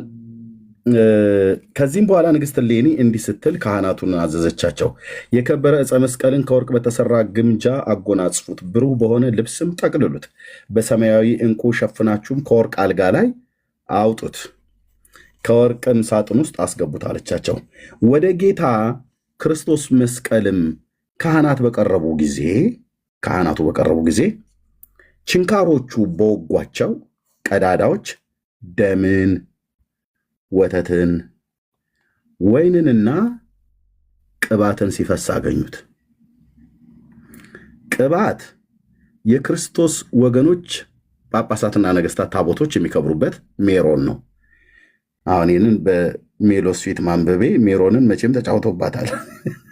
ሜሮን ማለት ወይዘሮ ሜሮን የምትባል ሴትዮና ምናምን ነገር ሳይሆን ኦርቶዶክስ ሜሮን ብላ የምትለውን ዘይት ሜሮን እቀባለሁ ብላ የምትለውን እንደ ሜሎስ የተጫወተበት መረጃ ሰጥቷቸው ማለት ነው። ሜሮን ነው አሉን ቅባቱ። እሺ ቅባቱ የክርስቶስ ወገኖች ጳጳሳት፣ ነገስታት፣ ታቦቶች የሚከብሩበት ማለት የሚቀቡት ሜሮን ነው አሉ። ኦኬ ደሙንስ ምን የሚሆን ነው? ደሙን ገጽ 222 ላይ እንሄዳለን። ሜሮኑ ካህናት የሚቀቡበት ነው። ደሙን የምጠጣው አለች ማለት ነው። ጎንጨት ትላለች። ደሙን ካህናቱም ቁጥር 39 ማለት ነው። ካህናቱም ንግሥት እሌኒ እንዳዘዘቻቸው ይህንን የከበረ ዕፀ መስቀልን ከሁለት ይከፍሉት ዘንድ በመጋዝ መቁረጥ ጀመሩ። ካህናቱ በአዲስ መጋዝ ይመግዙት ዘንድ ሲጀምሩ ያን ጊዜ ከውስጡ እንደ ውሃ ምንጭ ደም ጎረፈ። ከበታቹም በተነጠፉ የከበሩ ልብሶች ላይ ወረደ። ደሙ ተንዠቀዠቀ ማለት ነው። ከዛስ በዚያን ጊዜ ብርሃናዊ መላእክትም መጥተው በብርሃን ጽዋ ተቀበሉት። የክብር ባለቤት የጌታችን የኢየሱስ ክርስቶስ በተሰቀለበት በዕለተ ዓርብ አስቀድመው እንዳደረጉት በዓለም እስከ ዳር ድረስ ረጩት ይላል። ከዛ ይህንንም የከበረ መስቀልን ከሁለት ከፈሉት። ከመስቀሉም ከሚፈሰው ደም ንግሥት እሌኒ በወርቅ ወጭት ተቀብላ በወርቅ ብርሌ ውስጥ አደረገችው። ከመስቀል ውስጥ የሚፈሰውን ደም ማለት ነው አደረገችው። ቤተ ክርስቲያኑም ውስጥ አስገብታ አኖረችው። ከዚያም ጊዜ ወዲህ ንግሥት እሌኒ ከዚያ ከከበረ መስቀል ውስጥ ከፈሰሰው ደም ሳትቀምስ የማትበላና የማትጠጣ ሆነች። ጭራቅ አያቴ እንደምትለው ማለት ነው።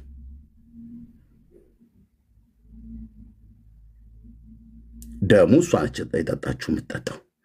ግማሹ ተረጭቷል በዓለም ዙሪያ፣ ግማሹን እሷ ነች የጠጣችሁ። ቫምፓየር ማለት ነው። እሺ ወተቱና ወይኑስ? ወይኑማ ለካህናቱ ነው። ማን ያለው? እኔ ነኝ ያልኩት። መጽሐፉ ስለ ወይኑና ስለ ወተቱ ምንም የሚናገረው ነገር ስለሌለ ማለት ነው። ደሙን እሌኒ ነች የምትጠጣው፣ ንግስቲቱ የጠጣችው።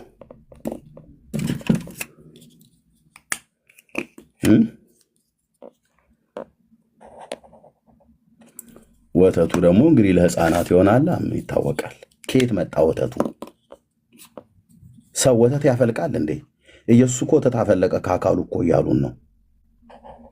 ወይኑስ? ያው በጸሎተ ሐሙስ የጠጣው ነው ልትልህ ትችላለች ኦርቶዶክስ። ወይኔ ያስተፌስ ስለበሰ ብያለች ልትቆመኩም ማለት ነው። ቅባቱስ? ቅባት ሜሮን የሚገኘው ከእንጨት ነው ብላናለች ሜሎስ፣ በኋላ ይናገርበታል። ኦኬ ደሙን እሌኒ ነች የምትጠጣው እንዳሳየሁት ማለት ነው። ቅባቱን ታቦትና ነገስታት ናቸው የሚከብሩበት ወይ የሚቀቡበት። ሜሮን ይባላል። የቅባቱ ስም ሜሮን ትባላለች ወይ ትባላለች በሴት አንቀጽ። ወተቱስ ለምንድን ነው? ይሄ ሁሉ የተገኘው ልብ በሉ ከኢየሱስ ክርስቶስ የተሰቀለበት ችንካሮቹ በወጓቸው ቀዳዳ ውስጥ ነው። ይሄ ማለት ችንካሩ በዚህ ሲያልፍ በጌታዬ ላይ በሱ ቀዳዳ ውስጥ ወደ መስቀሉ የገባ ነው። በአንድነት ደም፣ ወተት፣ ወይን፣ ቅባት ፈሰሰ። ቅባት ከየት መጣ ብለህ ብትላቸው የፋሲካ ዕለት ጸሎተ ሐሙስ ላይ የበላው በግ ላይ ነው ሊሉ ይችላሉ። ወይኑስ ብለህ ብትላቸው ያው እንግዲህ መጨረሻ ጠጥቶ የለ እሱኛው ወይ ነው ልትል ትችላለች። ወተቱስ ከየት መጣ? ከጡቱ ነው መቼም አይሉን። ከየት መጣ ወተቱ?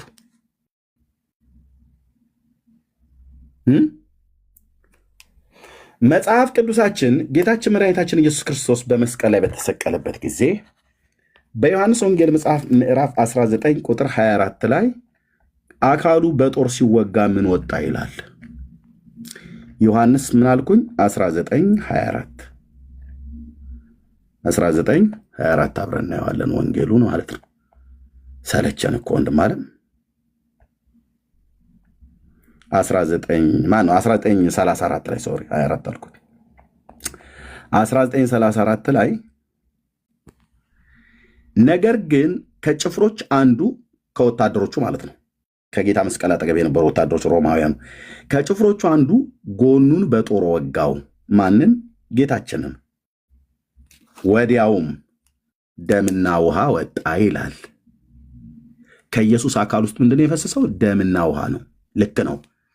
የሰው አካል ሲቆረጥ ደምና ውሃ ሊፈስ ይችላል። ምክንያቱም የሰውነታችን ስንት ፐርሰንቱ ውሃ ነው ብላችሁ ስለምትሉ ዶክተሮቹ። እኔ እዚህ ላይ እረኛ ነኝ፣ ምንም አውቀው ነገር የለም፣ ግን የተነገረኝ ነው ማምነው። ደምና ውሃ ነው ወጣ ብሎ የሚለው መጽሐፍ ቅዱስ።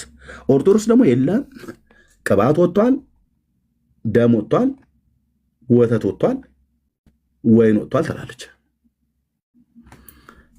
ቅባቱ ሜሮን ነው፣ ካህናቱና ታቦታቱ ይቀቡበታል። ደሙንስ እሌኒ ትጠጣለች። ወተቱስ ለሕፃናት፣ ወይኑስ ለካህናት። ሜላ ጨርሻለሁ።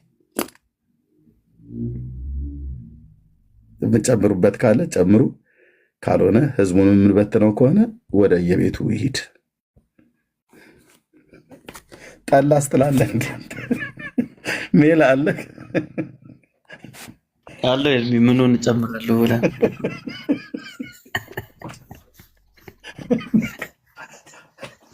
ከዚህ በኋላ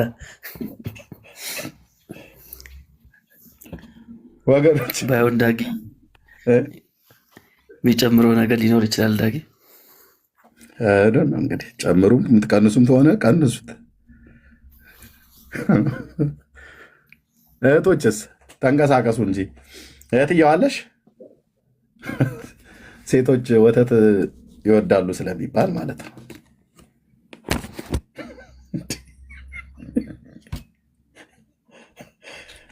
ዳጊ ይህኔ እኮ ተንበርክኮ በኢየሱስ ስም እያሉ ይሆናል። ደም ጠጣች ብዬ ስም እኔ አይደለሁም ያልኩት፣ ገድሉ ነው ማነው ድርሳኑ ነው ያለው።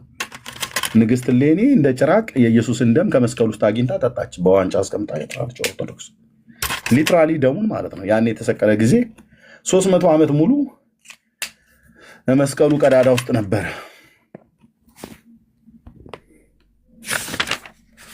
ሳትቀምስ ከዛ አትሉም አታደርም።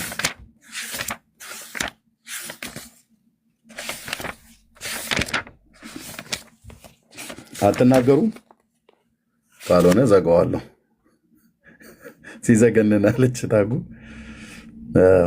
አውስትራሊያኖች ጉዳችሁን ስሙ። ያው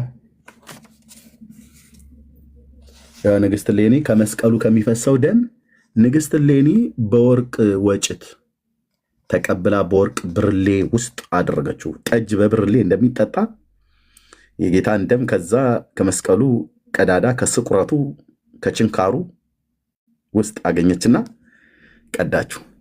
በቤተ ክርስቲያን ውስጥ ማስገብታ አኖረችው። ከዚያን ጊዜ ወዲህ ንግስት እሌኒ ከዚያ ከከበረ መስቀል ውስጥ ከፈሰሰው ደም ሳትቀምስ የማትበላና የማትጠጣ ሆነች።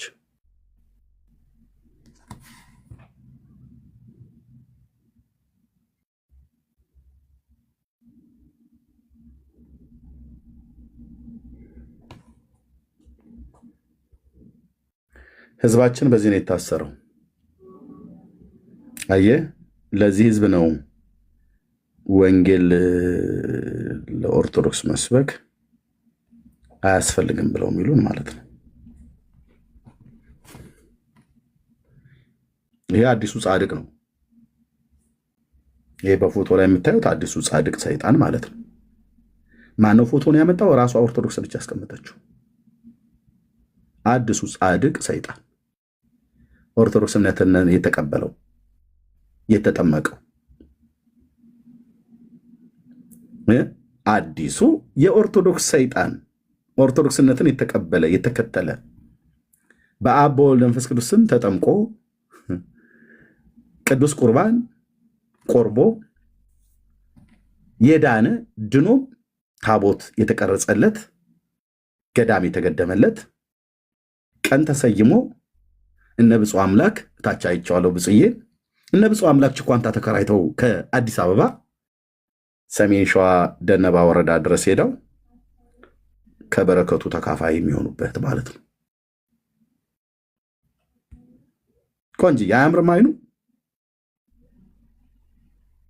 ቀንዱስ ቢሆን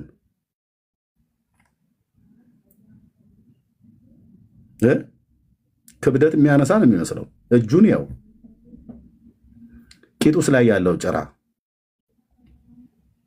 ከነ ሞገሱ እኮ ነው ያለው። ጽዋ ለጽድቅ ብፁዕ አባታቸው ጽዋ ለጽድቅ በዓለማዊ ስሙ መጥቆራ። ቀሲስ ዲበኩኩሉን ብትጠሩት ማን ነው ስማቸው? እንዴት ነው? ማን ነው ዲበኩኩሉ ነው ያልኩት? እንትን ይልብኛል። አያ አንዳንዴ ዳጥ ይልብኛል።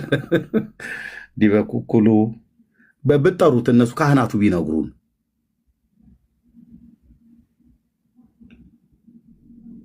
ምን ነው ዝም ጭጭ አሉ?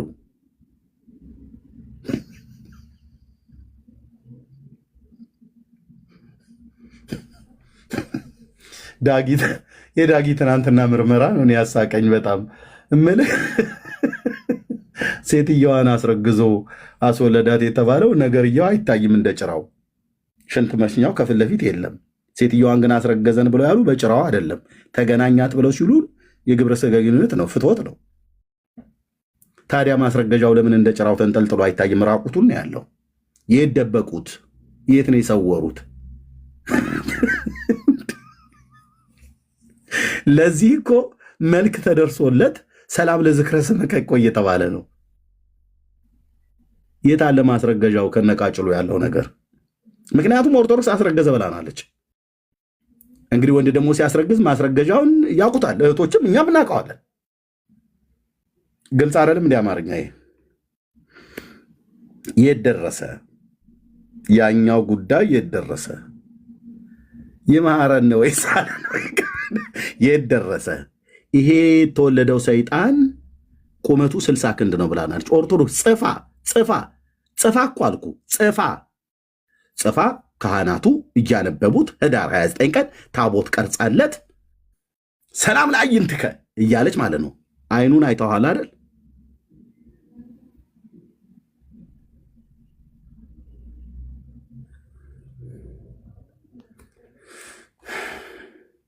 እንጨት ብዙ ጊዜ ሰው እንጨቱን የተሸከመው እንጨቱን አቡነ ዜና ማርቆስና አቡነ ተክለ ሃይማኖት አዘውት ከሰላሌ አውራጃ ሄዶ 300 ሰዎች የሚሸከሙትን እንጨት እንደ ኤንትሬ ተሸክሞ ሲሄድ ነው ሰይጣኑ። በአቡነ ዜና ማርቆስ ገዳም ይገኛል ያለችው ማናት? ኦርቶዶክስ የተጻፈችውን ታማኝ ሆኜ ነው የማነበው። ታማኝ ሆነን የምናነበው። ከሰላሌ አውራጃ ተሸክሞ ሲሄድ ነው እንጨቱን ለአቡነ ዜና ማርቆስና ለአቡነ ተክለ ሃይማኖት። ወስመ ጥምቀቱ ጸዋለ ጽድቅ። እኔ ልጁ ይሄኛው ልጅየው መጥቆራ ነው፣ አባትየው ግን ፈረጎ ነው። አባትየው እስካሁን ድረስ እየተንከራተተ ነው። ጴንጤዎች ሲያገኙ ውደቅ በኢየሱስም ብለው የሚሉት በአየር ላይ ስልጣን ያለው የጨለማው ዓለም ገዢ ቅዱስ ጳውሎስ በኤፌሶን መልእክቱ መጽሐፍ ምዕራፍ 6 ላይ ካላቸው መካከል ላይ ነው። ፈረጎ ይባላል። ፈረጎ የሚባል የቀትር ጋኔን ማለት ነው። ሴትየዋን ድም አድርጎ ሲያበቃ ይሄኛውን ወለደች። ተጉለት አውራጃ ውስጥ እንደ ቅላላ በሚባል ቦታ ላይ ተኝታ ባገኛት ቦታ የግብረ ሥጋ ግንኙነት ማድረግ አማረው። ሰይጣን ሆዬ። ስሙ ማን ይባላል? ፈረጎ። ማን የጻፈው? ኦርቶዶክስ። የት አገኛችሁት? ከኦርቶዶክስ ጉያ ውስጥ እና የ9 ወር ስደርስ አረገዘች። ቁመቱ 60 ክንድ እንደሚሆን ሰይጣን ይሄው ተወለደልህ፣ ከነ ቁመቱ ከነ ጭራው ጭምር። እኔ ላይ አታፍጥጡ መታችሁ። ሜሎስ እንትን ብሎን ዳጊ እንትን ብሎን እንደው መናፍቃን በቃ እንትን ብላችሁ እችን ሃይማኖት ብታራክሱ አትበል። ይሄው እኮ ማለት ይሄው ማለት እኮ ነው። ቀጥታ ገብተህ ጉግል ብቻ ላይ መጥቆራ ብለህ ስትጽፍ ስዕል አድህኖ እንደዚህ ይመጣል ማለት ነው። እኛ ጋር መለፋለፍ ትተዋለህ። ስትመጣኛ መጽሐፉ እናሳያለን። ስትገባ ካህናቱ እናሳያለን። ስትመጣ ገዳሙ ድረስ ሰው ልክ ያሳየሁትን አሳያለሁ ቪዲዮ። ያው ከነጭራው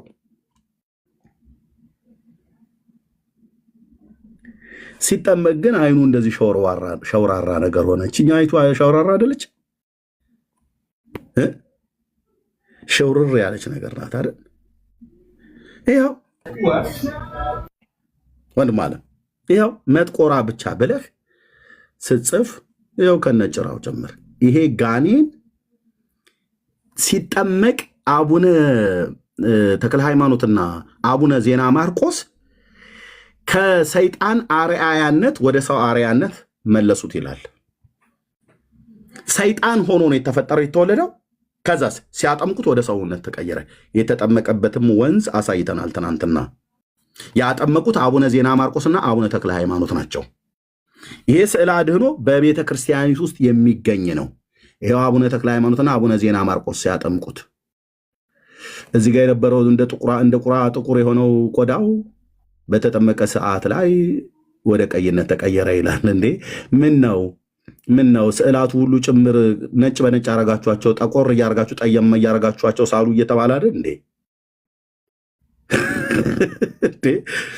የእናንተ ውሃ የጥቁሮችን ቆዳ እየቀየረ ወደ ነጭ ወደ ፈረንጅ ይቀይራል ማለት ነው። እሱን ዳጊ መልሰበታል ቀጥሎ ማለት ነው። ምክንያቱም ዘበነ እባካችሁ ይህን የነጫጭባ ፎቶዎች አውጡ፣ የነጮቹን ፎቶ አውጡ፣ በጥቁር ይተካ ብለዋል። ቤተክርስቲያኒቱም እንደዛ ነው የምትፈልገው። አሁን ኢየሱስ ጥቁር ነው ጥቁር አይደለም፣ በጣም ብዙ ጭቅጭቅ ላይ ናቸው ያሉት እነሱ። ጥቁር ይሁንልን ጠየም አድርጉት እየተባለ ማለት ነው። ከለሩም በኋላ ዳጊ ከታሄደበት ይሄድበታል። ሲጠመቅ እንደዚህ ሆነ። ቆዳውን የለወጠ ጥምቀት ፀጉሩ ምንትን ቀንዱን ግን አልነቀለውም። አንተዬ ከነ ቀንዱ ጭምር ናት። ቀንዱ እዚህ ጋር አለች። እያያት ነው።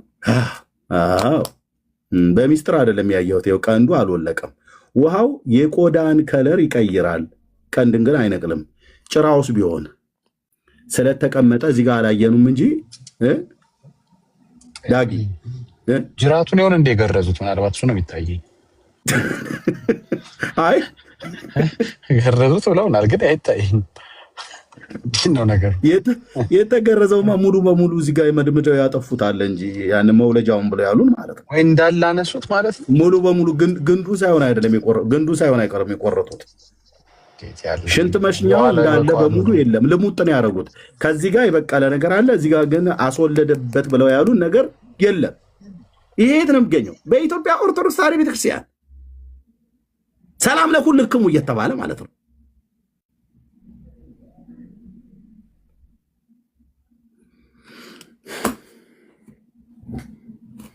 ስለዚህ እናንተ ፈጥራችሁ ብላችሁ የምትሉ ነገር እዛው ያው መጥቆራ መጥቆ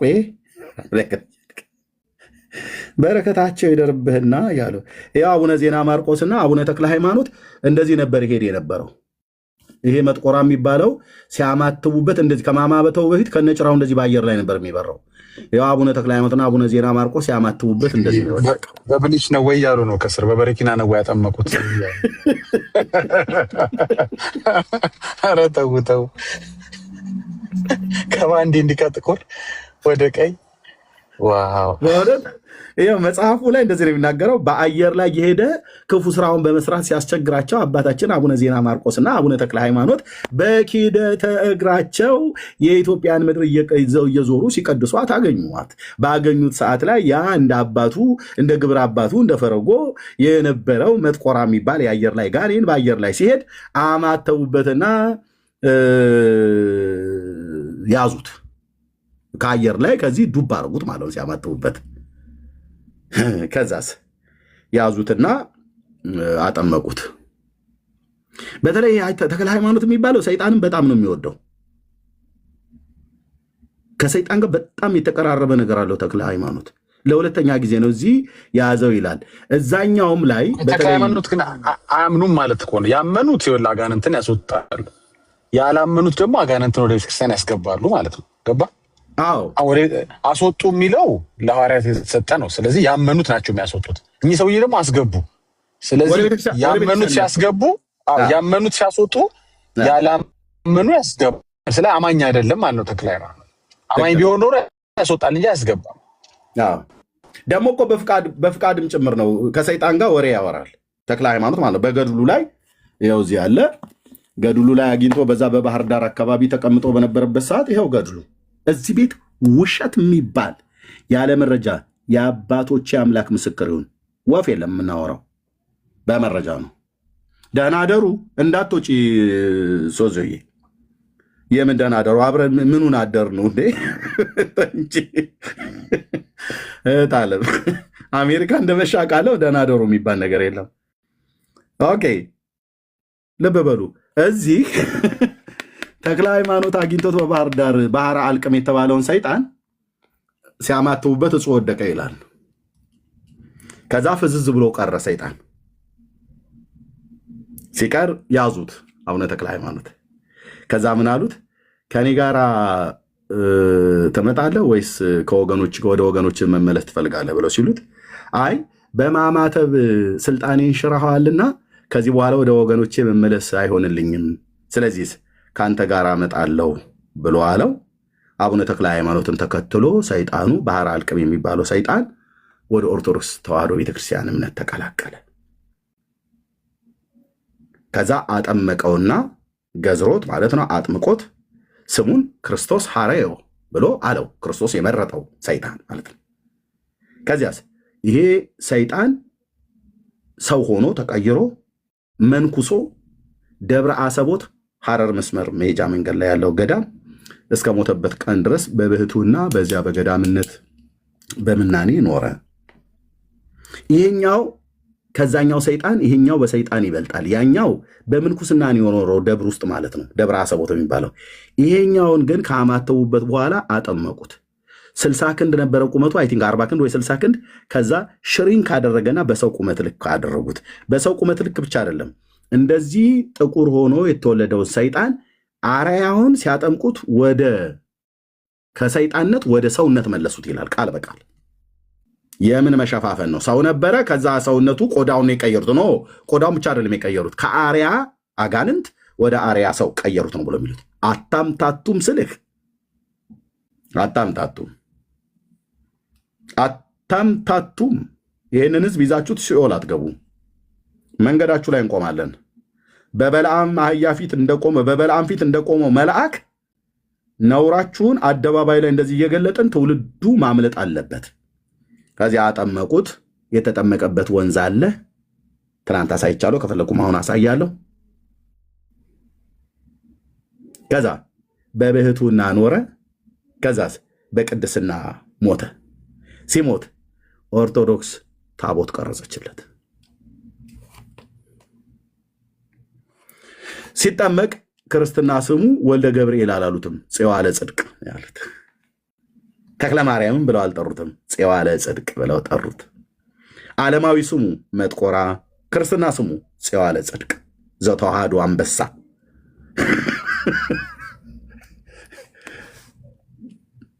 ጻድቅ ሰው ስለነበር ታቦት ቀረጸችለት። ታቦት ከቀረጸችለት በኋላስ ቀን ሰየመችለት። እዛ ካህናቶቻቸው እንደዚህ መሰክራሉ። የአንተን ቅዳሴ ጸበል። ይህ ቦታ እንግዲህ እንደምታዩት እንደምናየው ሰማይና ምድር ሲፈጠር የተፈጠረ ነው። ፈጣሪያችን መድኃኒታችን ኢየሱስ ክርስቶስ ራሱ ያነጸው ነው እንጂ በሰው እጅ ታነጸ ወይም ሰው ሰራው ተብሎ አይደለም የምንመለከተው። እንደምታዩት ወደዚህ ስናይ ቤተልሔም አለ፣ ወደዚህ ስናይ አምደ ወርቅ አለ፣ ወደዚያ ወደ ውጭ ስናይ ቅኔ ማህሌት አለ፣ ወደ ኋላችን ስንመለስ መቅደስ አለ። ይሄ እንደምናየው እንግዲህ እግዚአብሔር ሕንፃውን የሰራው እሱ ባለቤቱ የጨዋለ ጽድቅ አምላክ ኢየሱስ ክርስቶስ ነው የሰራው። ይሄ ድንቅ ነው፣ ድንቅ ነው። እስካሁንም ቢሆን ኖሮ ስውር ሆኖ ሲኖር አሁን ጊዜና ሰዓቱ ሲደርስ ትንቢቱ ሲፈጸም ለዚህ አጥተናል። እግዚአብሔር ክብር ምስጋና ይግባው ብለን ነው የምንጸልየው። በመሆኑም አሁን እዚህ ያሉት አካባቢዎች በመጀመሪያ ውሃ እየገባው ነበርና አሁን ምስጢሩ ተገልጾ ውሃው እንዲቀር ተደርጎ ተደልድሎ አሁን ሰላም ሆኗል። በመጀመሪያ እዚህ ነበርና አሁን ይሄ ቦታ አባታችን አቡነ ጽዋለ ጽድቅ ከመምጣታቸው በፊት የተዘጋጀ የተሰራ ነው። በመሆኑም አባታችን አቡነ ጽዋለ ጽድቅ በዚሁ ሀገር እናታቸው እንደ ልቃቃ ነው የምትባለው። ለስም አጠራሩ እንዲመች ተብሎ እንደ ቅላላ ቢባልም እናታቸው እንደ ልቃቃ ትባላለች። እዚሁ ጋር እሷም እዚሁ ጋር ያለች እዚሁ ጋር ተፈጥራ እዚሁ ያደገች አባታችንንም የተወለዱበት ቦታ ይሄ ነው።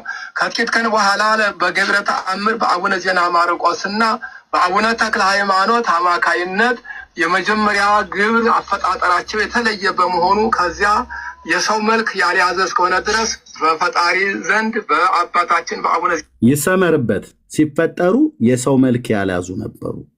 የመጀመሪያ ግብር አፈጣጠራቸው የተፈጠሩበት ስራ ማንነት የሰው መልክ ያልያዘ ነበር። ምን ሆኖ ነበር የተወለዱት? ሰይጣን ሆኖ ማለት ነው።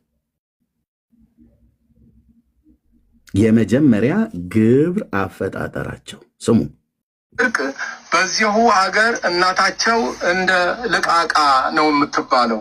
ለስም አጠራሩ እንዲመች ተብሎ እንደ ቅላላ ቢባልም እናታቸው እንደ ልቃቃ ትባላለች። እዚሁ ጋር እሷም እዚሁ ጋር ያለች እዚሁ ጋር ተፈጥራ እዚሁ ያደገች አባታችንንም የተወለዱበት ቦታ ይሄ ነው።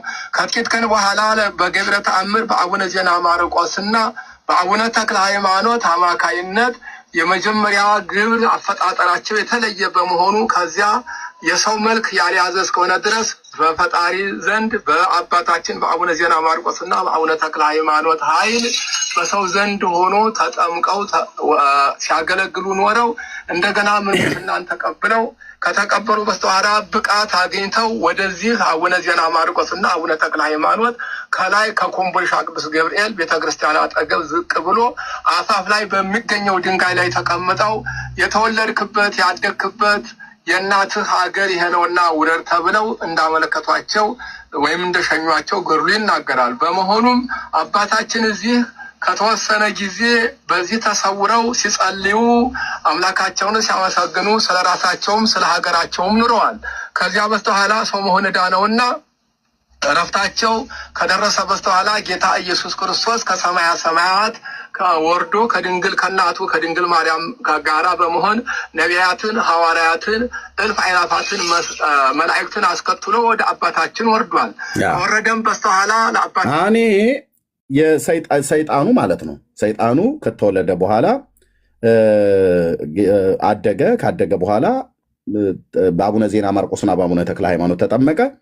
ከዛ ወደ ብሕቱና ኑሮ ገባ ማለት ነው። ገዳማዊ ሕይወትን ኖረ። እኔ ገዳሙ ድረስ ሰው ነው ያስላኩትኝ። ሰው ማለት ወንድም ልኬ ቪዲዮ ሁሉ እጄ ላይ አለ። የደብሩን አለቃ ነው ኢንተርቪው ያደረግናቸው። ታቦቱ በመንበሩ የሰይጣኑ ማለት ነው። ይኸው እንዳይሆንበት እንደተተከለ ምሰሶ ይኸው የሰይጣኑ ታቦት ህዳር 29 ቀን ይወጣል። የማይቻላቸውን ተሸክሞ መጣ። አባታችን ጸዋለ ደረሱ ልልበሉ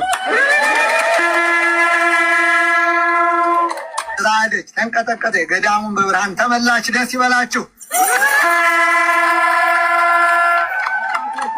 በአባታችን ዜና ማርቆስ ጸሎት እግዚአብሔር ማርኮታልና የሰይጣኑ ልጅ ከተጠመቀ በኋላ በመንፈስ ቅዱስ ብርሃንነት ሁለንተናው ብርሃን ሆነ። በፊት የማ ልጅ ከተጠመቀ በኋላ የሰይጣኑ ልጅ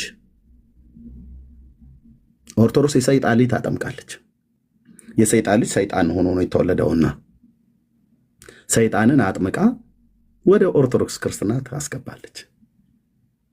ብዙ ነን የሚሉትም ብዙዎቹ ሰይጣኖች ተጠምቀው ሊሆን እንደሚችል መጠርጠር ደግ ነው።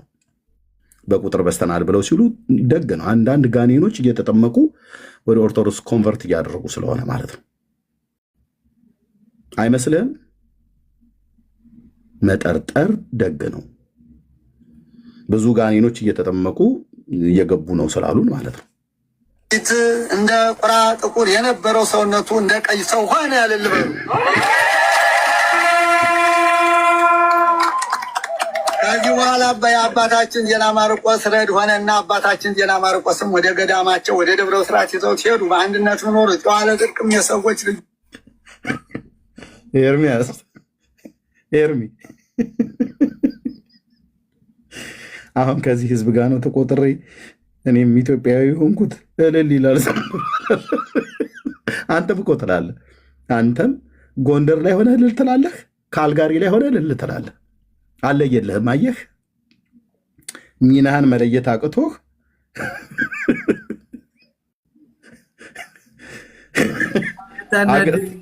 ሳታናደኝ ጨርስ። ሸውን አይ ላናድድ አይደለም። ጎንደርም ከተማ ላይ ሆነ እልል ትላለህ፣ ካልጋሪም ላይ መተህ እልል ትላለህ። ነገርየው ጎንደር እያለሁ ስለማላውቀው እኮ ነው ሲጀምር የመጣሁኝና ደግሞ ጥያቄ ኑሮኝ ነው የመጣሁት። ባይዘው ሁለት ጥያቄ ጠይቄ የመጣሁት ምንድን ነው ልጠይቅህ ወይስ ጨርስ ላውራ? እሺ ልጨርስ። ያ ሊሰሩት የማይቻለውን መልካም ስራን ይሰራ ነበር። ከሰራቸውም ስራዎች አንዱን እነግራችሁ ስሙ፣ እንንገራችሁ ስሙ። ከዕለታት አንድ ቀን ልብ በሉ። እዚህ ጋር የሚያነቡት ገድሉን ነው። ፕሊስ ሪፖርት አለው። ታብታብ አድርጉልኝ ፕሊስ ወገኖች፣ ሪፖርት አለው። ኮሜንት ምጽፉ በሙሉ ተዉትና ታብታብ አድርጉት። ሪፖርት አለው ወገኖቼ፣ የሆነ ቦታ ላይ ሪፖርት እያስደረጉ ነው። ታብታብ አድርጉልኝ ፕሊስ። ኮፒሊንክ ታብታብ አስደርጉ። ኮሜንት ምጽፉ ተዉትና ታብታብ ኮፒሊንክ አድርጉት። ገድሉ ነው የሚያነቡት። ልብ በሉ። እኔ ገድሉን ጠይቄ አለቃለን የመጀመሪያው እትሙ እና የሁለተኛው እትም ሲታተም አደራ ብለናቸው ስልካቸውን ተቀበለን የመጣ ነው። የደብሩን ደብረ ብርሃን ድረስ ሊያቀብሉን ወይ ወደ አዲስ አበባ የሚመጣ ሰው ካለ እኛ ኤክስትራ ሁሉ እንከፍላቸው ማለት ነው። ገድሉ ለምሳሌ አሁን 300 ብር ሸጥ ከሆነ እኔ 600 ብር ልገዛው ማለት ነው። እና ሁለተኛው እትም ይታተማል። ትንሽ የገንዘብ መዋጮ ቸግሮ ነው ምናምን ነገር ብለው ሁሉ ብለውናል። የደብሩ አስተዳደር ናቸው ያሉን። ኦኬ ዝም ብሎ ከማውራት ማጣራት ስላለብኝ ሰው ልኬን ያጣራሁትኝ ሰው ልኬን ያረጋገጥኩት እና የመጀመሪያው እትምን ገድል ነው እሳቸው እያነበቡት ያሉ። ከገድሉ ላይ ነው የሚያነቡት። ታቦት አቁመው በክብረ በዓሉ ህዳር 29 ቀን ማለት ነው፣ ሰይጣኑ የሚከብርበት ቀን። አባታችን ዜና ማርቆስ ለገዳሙ አገልግሎት ይውል ዘንድ ሰላሌ ከሚባለው ቦታ ሄደህ እንጨት አምጣ ብለው አዘዙት። እሱም እንደታዘዘ ሄዶ በጠዋት እንጨቱን ለቀመና 300 ሰዎች መሸከም የማይቻላቸው ተሸክሞ መጣ። ሰዓት ወደ ገዳሙ ተመለሰ። ከዚህም ስራ የተነሳ አባታችንና ልጆቻቸው ያደንቁ ነበር። የጨዋለ ጽድቅ ያመጣው እንጨት ለብዙ ቀን አገለገላቸው። እንደዚህ ባለ ስራ እያገለገለና በአባታችን ጸሎት እየተማጸነ ብዙ ጊዜ ደጅ ጠና። አባታችን በጸሎታቸው ይረዱትና ረብህ ጥቅም ካላቸው ከቅዱሳት መጽሐፍ እየጠቀሱ ይመክሩን ነበር። ከዚህ በኋላ በስራውና በእውቀቱ መልካም ሰው የሆነና የቅዱሳን መላእክትን ክብር የምታስገኝ ልዩ የትሩፋትን ፍጻሜ የሆነችውን ምንኩስናን ይቀበል ዘንድ ተገባው። ያን ጊዜም በአባታችን ዜና ማርቆስ እጅ መነኮሰ። ከዚህ በኋላ መልካም ስራ መስራትን እየጨመረ ለጾምና ለጸሎት፣ ለስግደት፣ ለገድልና ለትሩፋት የተጠመደ ሆነ። በእንዲህ ያለ ስራ ወንድሞች መነኮሳትን እየረዳ እግዚአብሔርንም ደስ እያሰኘ በደብረ ብስራት ገዳም 7 ዓመት ተቀመጠ። አባታችን ዜና ማርቆስም መላላኩን፣ ትሩፋቱን፣ ገድሉን፣ ጾሙን፣ ጸሎቱን ተመልክተው ያደንቁ ነበር። የእግዚአብሔርንም ድንቅ ስራ ኃጥአንን መመለሱን፣ ርኩሳንን መቀደሱን ያደንቁ ነበር። አባታችን ጨዋለ ጽድቅም በገድል ላይ ገድልን እየጨመሩ እንደ መላእክትም ለፈጣሪያቸው ለኢየሱስ ክርስቶስ ምስጋናን ያቀርቡ ነበር። እንዲህም እያሉ ቅዱስ ልዩ ምስጉን እግዚአብሔር ሆይ ሰማይና ምድር የፈጠርክ በእነሱ ውስጥ የሚገኘውን የዘላለም ንጉሥ አመሰግናለሁ። ቅዱስ የሆነውን ስምህን አመሰግናለሁ። ቅዱስ የሆነውን ስምህንም አመሰግን ዘንድ የተገባው ያደረከኝ አመሰግናለሁ። አባታችን ጨዋለ ጽድቅ ይህን ጸሎት ከጸልዩ በኋላ ጌታችን መድኃኒታችን ኢየሱስ ክርስቶስ ተገለጠላቸው። እሱ በቅንነት ለሚጠሩት ቅርብ ነውና። ጌታችንም በሚጣፍጥ አንደበቱ እንዲህ አላቸው፣ ወዳጄ ጨዋለ ጽድቅ ፍቅር፣ አንድነት ለአንተ ይሁን። የባሪያ አባቴ የአብ የባሕርይ ሕይወት የመንፈስ ቅዱስ ፍቅር አንድነት ከአንተ ጋር ይሁን አለው። ዳግመኛም ከዚህ ገዳም ተነስተ እኔ ወደ አዘዝኩ ቦታ ሂድ፣ ክፍልህ በዚህ አይደለምን? ያችም የምትሄድባት ቦታ እኔን በንጹህ ድንግልናዋ የወለደች በእናቴ በማርያም ስም ሰርቼ ቀድሻታለሁ፣ አክብሬያታለሁ አላቸው። በዚያም ፈቃዴን አድርግልኝ፣ እኔም ሁልጊዜ ከአንተ አልለይም። ጌታችንም ይህንን ተናግሮ ተሰወረ። አባታችን ጨዋለ ጽድቅ ወደ ታዘዙበት ቦታ ይሄዱ ዘንድ ተዘጋጁ። ወደ አባታችን ዜና ማርቆስ ሄዱና አባቴ ሆይ ባርከኝ፣ በጸሎትም አትርሳኝ፣ እኔስ ከአንተ እንድለይ ባልወደድኩም ነበር፣ ነገር ግን ወደ አዘዘኝ እሄድ ዘንድ የእግዚአብሔር ፈቃድ ሆነ አሏቸው። አባታችን ዜና ማርቆስም አባቶች ቅዱሳን ደስ ያሰኘች እግዚአብሔር መንፈሳዊ ምግቡን መግቦ እስከዚች ሰዓት ያደረሰኝ እሱ ከአንተ ጋር ይሁን፣ የምትሄድበትን መንገድንም ያከናውንልህ፣ ታላቅ አባትም ትሆናለህ አሏቸው። አባታችን ዜና ማርቆስም ይህንን ተናግረው ከባረኳቸው በኋላ እርስ በርሳቸው አንገት ለአንገት እየተቃቀፉ ተሰነባበቱ። ወንድሞቻቸው መነኮሳትም እንዲሁ ተሰናበቷቸው። አባታቸው ዜና ማርቆስና ወንድሞች መነኮሳት ከተሰናበቱ በኋላ መንፈስ ቅዱስ እየመራቸው ጌታችን ወደ አመለከታቸው ቦታ መሄድ ጀመሩ። ከሚሄዱበትም ቦታ ሳይደርሱም ጌታችን መዘምራንንና ካህናትን አዘጋጅቶ ጠበቃቸው። የመዘምራኑ ቁጥር 300፣ የካህናት የቀዳሴያኑ ሰሞነኛ ቁጥር 29 ነበር። እነሱም በጣም ዝማሬ ሳሉ እኚህ ጻድቅ አባታችን ጨዋለ ጽድቅ ደረሱ። ልልበሉ ያን ጊዜ እርስ በርሳቸው በተቀደሰ ሰላምታ ተሳሳሙ። አባታችን ጨዋለ ጽድቅ በመምጣታቸው እነዛ ካህናት ተደሰቱ። ጨዋለ ጽድቅ የሚባለው ያልገባችሁ ሰዎች የሰይጣኑ የክርስትና ስሙ ነው። ያ ቅድም ያያችሁት ባለ ጭራው ማለት ነው። ሰይጣኑ እሱ ሲጠመቅ ወልደ ኪዳን ተክለ ማርያም ገብረ እግዚአብሔር ሳይሆን የተባለው ጨዋለ ጽድቅ የተባለው የክርስትና ስሙ፣ ዓለማዊ ስሙ መጥቆራ። ስለ መጥቆራ ነው የሚናገሩት። እኚህ ጻድቅ እንደሚመጡ መንፈስ ቅዱስ ነግሯቸው ነበርና ከዚህ በኋላ ለካህናቱም ለሕዝቡም አባት ሆኗቸው። ራሳቸውንም ዝቅ እያደረጉ ይታዘዟቸው ነበር፣ ፈቃዳቸውንም ይፈጽሙላቸው ነበር። ዳግመኛም የእግዚአብሔርን ቃል እያስተማሩ ያፈቅሩ ዘንድ የመክሯቸው ነበር። ሁልጊዜ ለእግዚአብሔር ደስ የሚያሰኘውን ስራ እንዲሰሩ ያዟቸው ነበር። እሳቸውም ጾምን፣ ጸሎትን፣ ስግደትን፣ መላላክን አዘወተሩ። በደብረ ብስራት እያሉ በፊት ይሰሩት የነበረውን ትሩፋት አሁንም ይሰሩት ነበር። በቀንም በሌሊትም አይተኙም ነበር። ዳዊት በመዝሙሩ የተናገረውን እያሰቡ እንዲህ የሚለውን ለዓይኖቼ እንቅልፍን ለቅንድቦቼ ሽልብታን ለጉንጮቼ እረፍትን አልሰጣቸውም። የያዕቆብ አምላክ ማደሪያ የእግዚአብሔርን የእረፍት ቦታ እስካገኝ ድረስ ሰው እንዳያየው ከቀሚሱ በታች ሪፖርት አለ ወገሮች ፕሊዝ ታፕ ኮፒ ሊንክ ሼር እንዳይሆንበት እንደተተከለ ምሰሶ ሆኖ ቆሞ ይጸልይ ነበር። ጌታችን የጌታችን ኢየሱስ ክርስቶስ ሕማማተ መስቀል ሁልጊዜ ያስታውሳል። ይኸውም ሕሙማን መገረፉን በአምስቱ ችንካር መቸንከሩን መሰቀል ቀን ከሙታን ተለይቶ መነሳት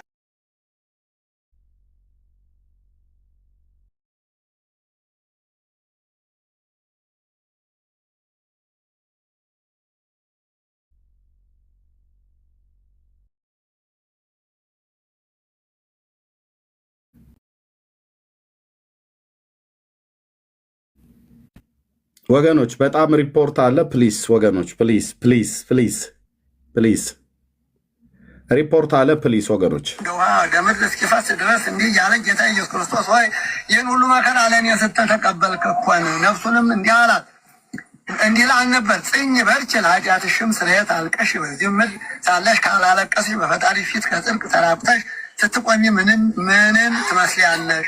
እንዲህ እያለ እንደ መንኮራኩር ይሰግድ ነበር። ወዙም እንደ ውሃ እየወረደ ምድርን ያርስ ነበር። አባታችን ሲዋለ ጽድቅ እንደዚህ ባለ ገድል እያለ ክብር ምስጋና ይግባውና ጌታችን መድኃኒታችን ኢየሱስ ክርስቶስ ከቅዱሳን መላእክት ጋር ወደ እርሱ መጣ። አምላክን የወለደ በእንጋጭ ጋር በድንጋሌን የጸነ ክብርት እመቤታችን ከእርሱ ጋር መጣች። ነቢያት፣ ሐዋርያት፣ ጻድቃን፣ ሰማዕታት፣ ደናግል፣ መነኮሳትም መጡ። ሁሉንም ቅዱሳን በጸሎትና በምስጋና በዝማሬና በማህሌት መጡ። ጌታችን ኢየሱስ ክርስቶስ ከመላእክትና ከቅዱሳኖቹ ጋር ከሰማይ ሲወርድ ምድሪቱ ራደች፣ ተንቀጠቀጠ፣ ገዳሙን በብርሃን ተመላች። ደስ ይበላችሁ። ከብርሃን ድንጋጤ የተነሳ በምድር ላይ ወደቁ። ጌታችንም እንዲህ አላቸው፣ ወዳጄ ዋለ ጽድቅ አትፍራ፣ ላስደነግጥህና ላጠፋ አልመጣሁምና ነገር ግን ላስደስት ቃል ኪዳንም ልሰጥ ነው እንጂ። ይህንን ተናግሮ ቅዱሳት በሆኑ እጆቹ አነሳውና ሳመው፣ እጅግም ወደደው። እንዲህም አለው፣ ወዳጄ ዋለ ጽድቅ መታመሜን፣ መሰቀሌን፣ መሞቴን እያስታወስክ በጋለ ሕሊናና ስሜት በቆራጥ ልቡና ታላቅ ገድል ተጋድለሃልና መከራዬንም እያስታወስክ የመረረ እንባን አነባህ። በእንደዚያ ተጋድሎ እያለ በመለመንከኝ ጊዜ እነሆ ወደ አንተ መጣሁ። ከድካም ወደ እረፍት ቦታ፣ ከአሳር ወደ ክብሩ፣ ከጽልመት ወደ ብርሃን፣ ከሐዘን ወደ ዘላለም ደስታ ወስድ ዘንድ መጣሁ።